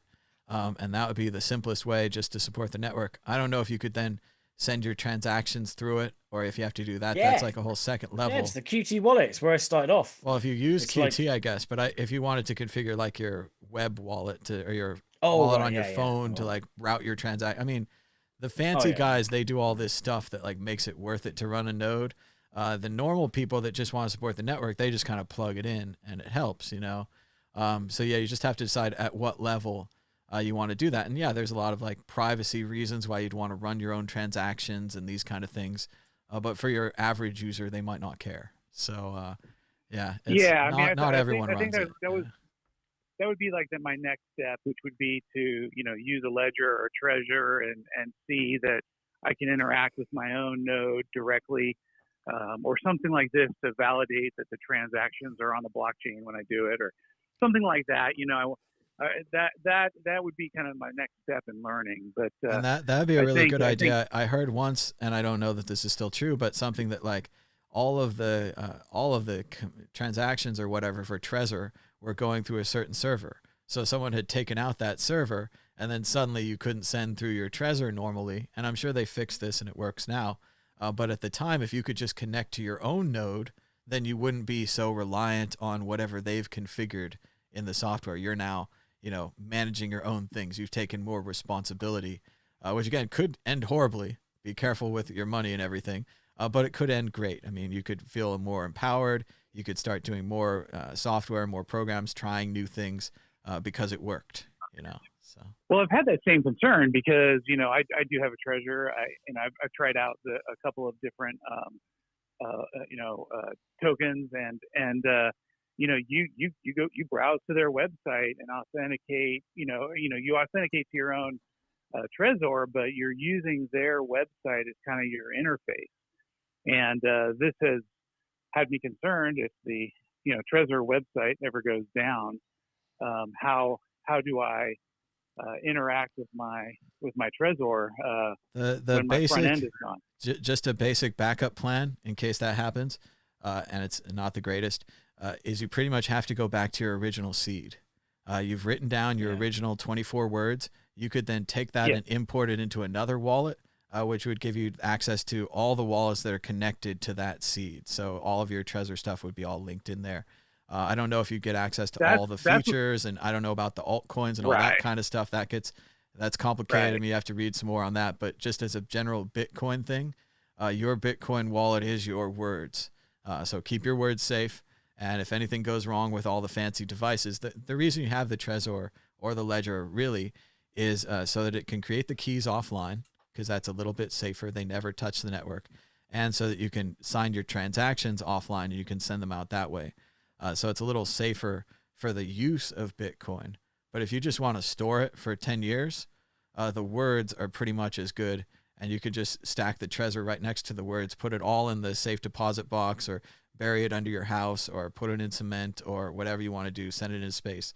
And then, someday when you want to get it back, the words will still work regardless of whatever's happened with Trezors and Ledgers and advanced systems. So, on a somewhat unrelated note, I did do the hex thing, right? I did Richard Hart's Delio, and one of the interesting learning experiences that I had from doing that was that not all of the Bitcoin addresses that were listed in my Ledger and my Trezor were the actual addresses that could get your hex, right? Because there was the change, and so you had these nested addresses that were underneath that major address, and so there would be a scenario where there would be no Bitcoin under that major address, but it had to go down the chain and find the change address where the remaining Bitcoin was. And I thought that was surprising, right? So it made me wonder in a backup scenario, hey, how do I know what my addresses are? I have my seed, right? I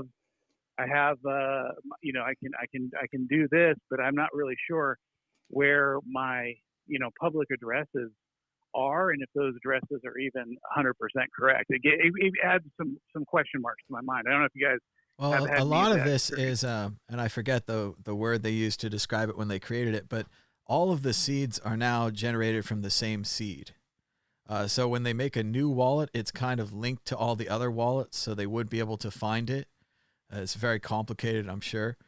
So in generally, I think you would be Merkle tree thing. I think I heard about that. You're right. Derivation path. Yeah, so it's a tree of seeds, and I imagine your whatever other altcoin account would be linked in there. Your Bitcoin Cash account would be linked in there. All these different things would all be linked to that original seed. But obviously, you could go read more about it for sure. I'm sure there's details. Okay. But, yeah.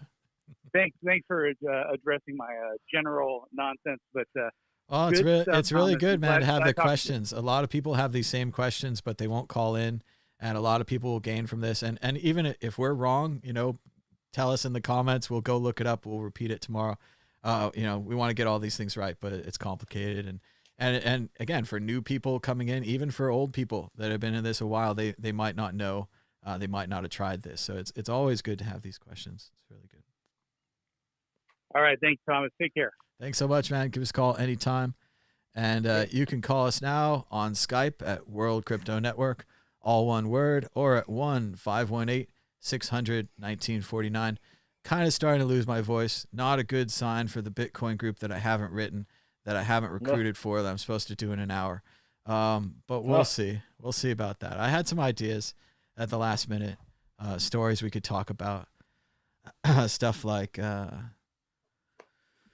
I don't know what's happening in Bitcoin lately. I just forgot. I thought of Binance buying CoinMarketCap, but then I was like, no, that was 2 weeks ago. Oh, that's definitely not hip Bitcoin news. But anyway, I'll look at a list. I'll pick some stories. Maybe we'll still do it. I don't know. What do you think, Dan? Well, anything to say? I'm probably, if we are going to do it, I'm probably going to have to take a little mini break because I need to get some food and. It's probably a pretty good idea. I think we did pretty well this morning. A little show. We got some phone calls. It was nice. We did some politics news. I think everyone survived. I think people getting better at living through the politics news, the nightmare that is our world. I thought I'd be more positive. I was like, be more positive. People are upset because they hear coronavirus doom and gloom everywhere, and they tune into you to hear about positive Bitcoin, and you just give them coronavirus doom and gloom. And I'm like, I can't change my mind. I think you've been more positive. We're more scientific based. But I also feel like we're all on this station, that we've all tuned in to coronavirus, and that we can't change our minds. Like, as much as everyone is like, just distract, just watch that Tiger King, just do this, don't think of that, run around the block, do anything that's not coronavirus. And at the end of it, it's like, oh yeah, remember fucking coronavirus? Can't go outside anywhere. Yeah, I saw a cool little cartoon the other day, which was something like, "Oh, I miss it when I missed Brexit talk now," or something. It got to the stage where Brexit just made me feel sick to hear it. But now, kind of, COVID's just starting to eke into that. What are we going to talk about? What's going to be on the news? Like, I haven't been watching normal TV recently. I've just been flipping between the different news channels. It's going to be so weird getting the local people are just repeating the national. They're just reciting the national news and just worrying about it from their own locations. Yeah. We had a sad story on the local news at noon yesterday in Las Vegas. It's kind of a sad story. And one of the anchors had come down with cancer and had to go through all the radiation and stuff. And she made it. She's doing good.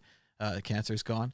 And but as it is in our new fucked up times, she's moving to Arizona, and she can't even come to the studio to visit her old buddies. She had to say goodbye over remote. And she wanted to go see her friend, and her friend was there and all this stuff, and they had to say goodbye remotely. And I was just really sad, and it was really one of those touching things of our times where normally it's no big deal to go down to your old work and say goodbye. You're moving to another state or something, and you can't. So yeah, that was a kind of an interesting story from the local news. Pretty good for them. But I think we might have to go check out a little local news ourselves. Maybe find a cough job. So. Not because I'm coughing, because I talk too damn much. But that's part of the job, right? It's a fun job. So checking again, the price of Bitcoin is down 5.12% in the last 24 hours, with a last of 6,911, a high of 7,321, and a low of 6,756. That's $1 for 14,455 Satoshis. Looks like we're going the other way over that 15,000 Satoshi barrier. Don't sell Bitcoin. This time. There it is, John Oliver. If you click on this little bowl that says Don't HODL. sell Bitcoin. Don't sell Bitcoin. Don't sell Don't Bitcoin. sell Bitcoin. Is that John Oliver, isn't it? It's John Oliver. John Oliver. Another feature of the Bitcoinal chart designed by DJ Booth. Look, you can even dig the snow off the things with your shovel. How fun is that? Give you something to do, something to click on. But thanks so much for joining us. guys. Pretty much lost my nice. voice. Not going to play another video. I have a theory on playing other videos that maybe people aren't clicking on this video because it says pre-recorded across the bottom. But then that was supposed to be like a useful thing to tell people that it's pre-recorded, so we have the option of playing some old videos because we have a lot of old videos. I don't know. So I'm going to keep working on that. We'll see. What I'll probably do is what the news does. You put a big bright red live flag when it's live, and then you take it away the rest of the time so that they can't even tell. So they can't tell that it's not live. Clever. Yeah, that's smart. You got to copy what smarter people than you do. But that's it. I'm tired of talking. I don't have any voice left. Until next time, bye-bye.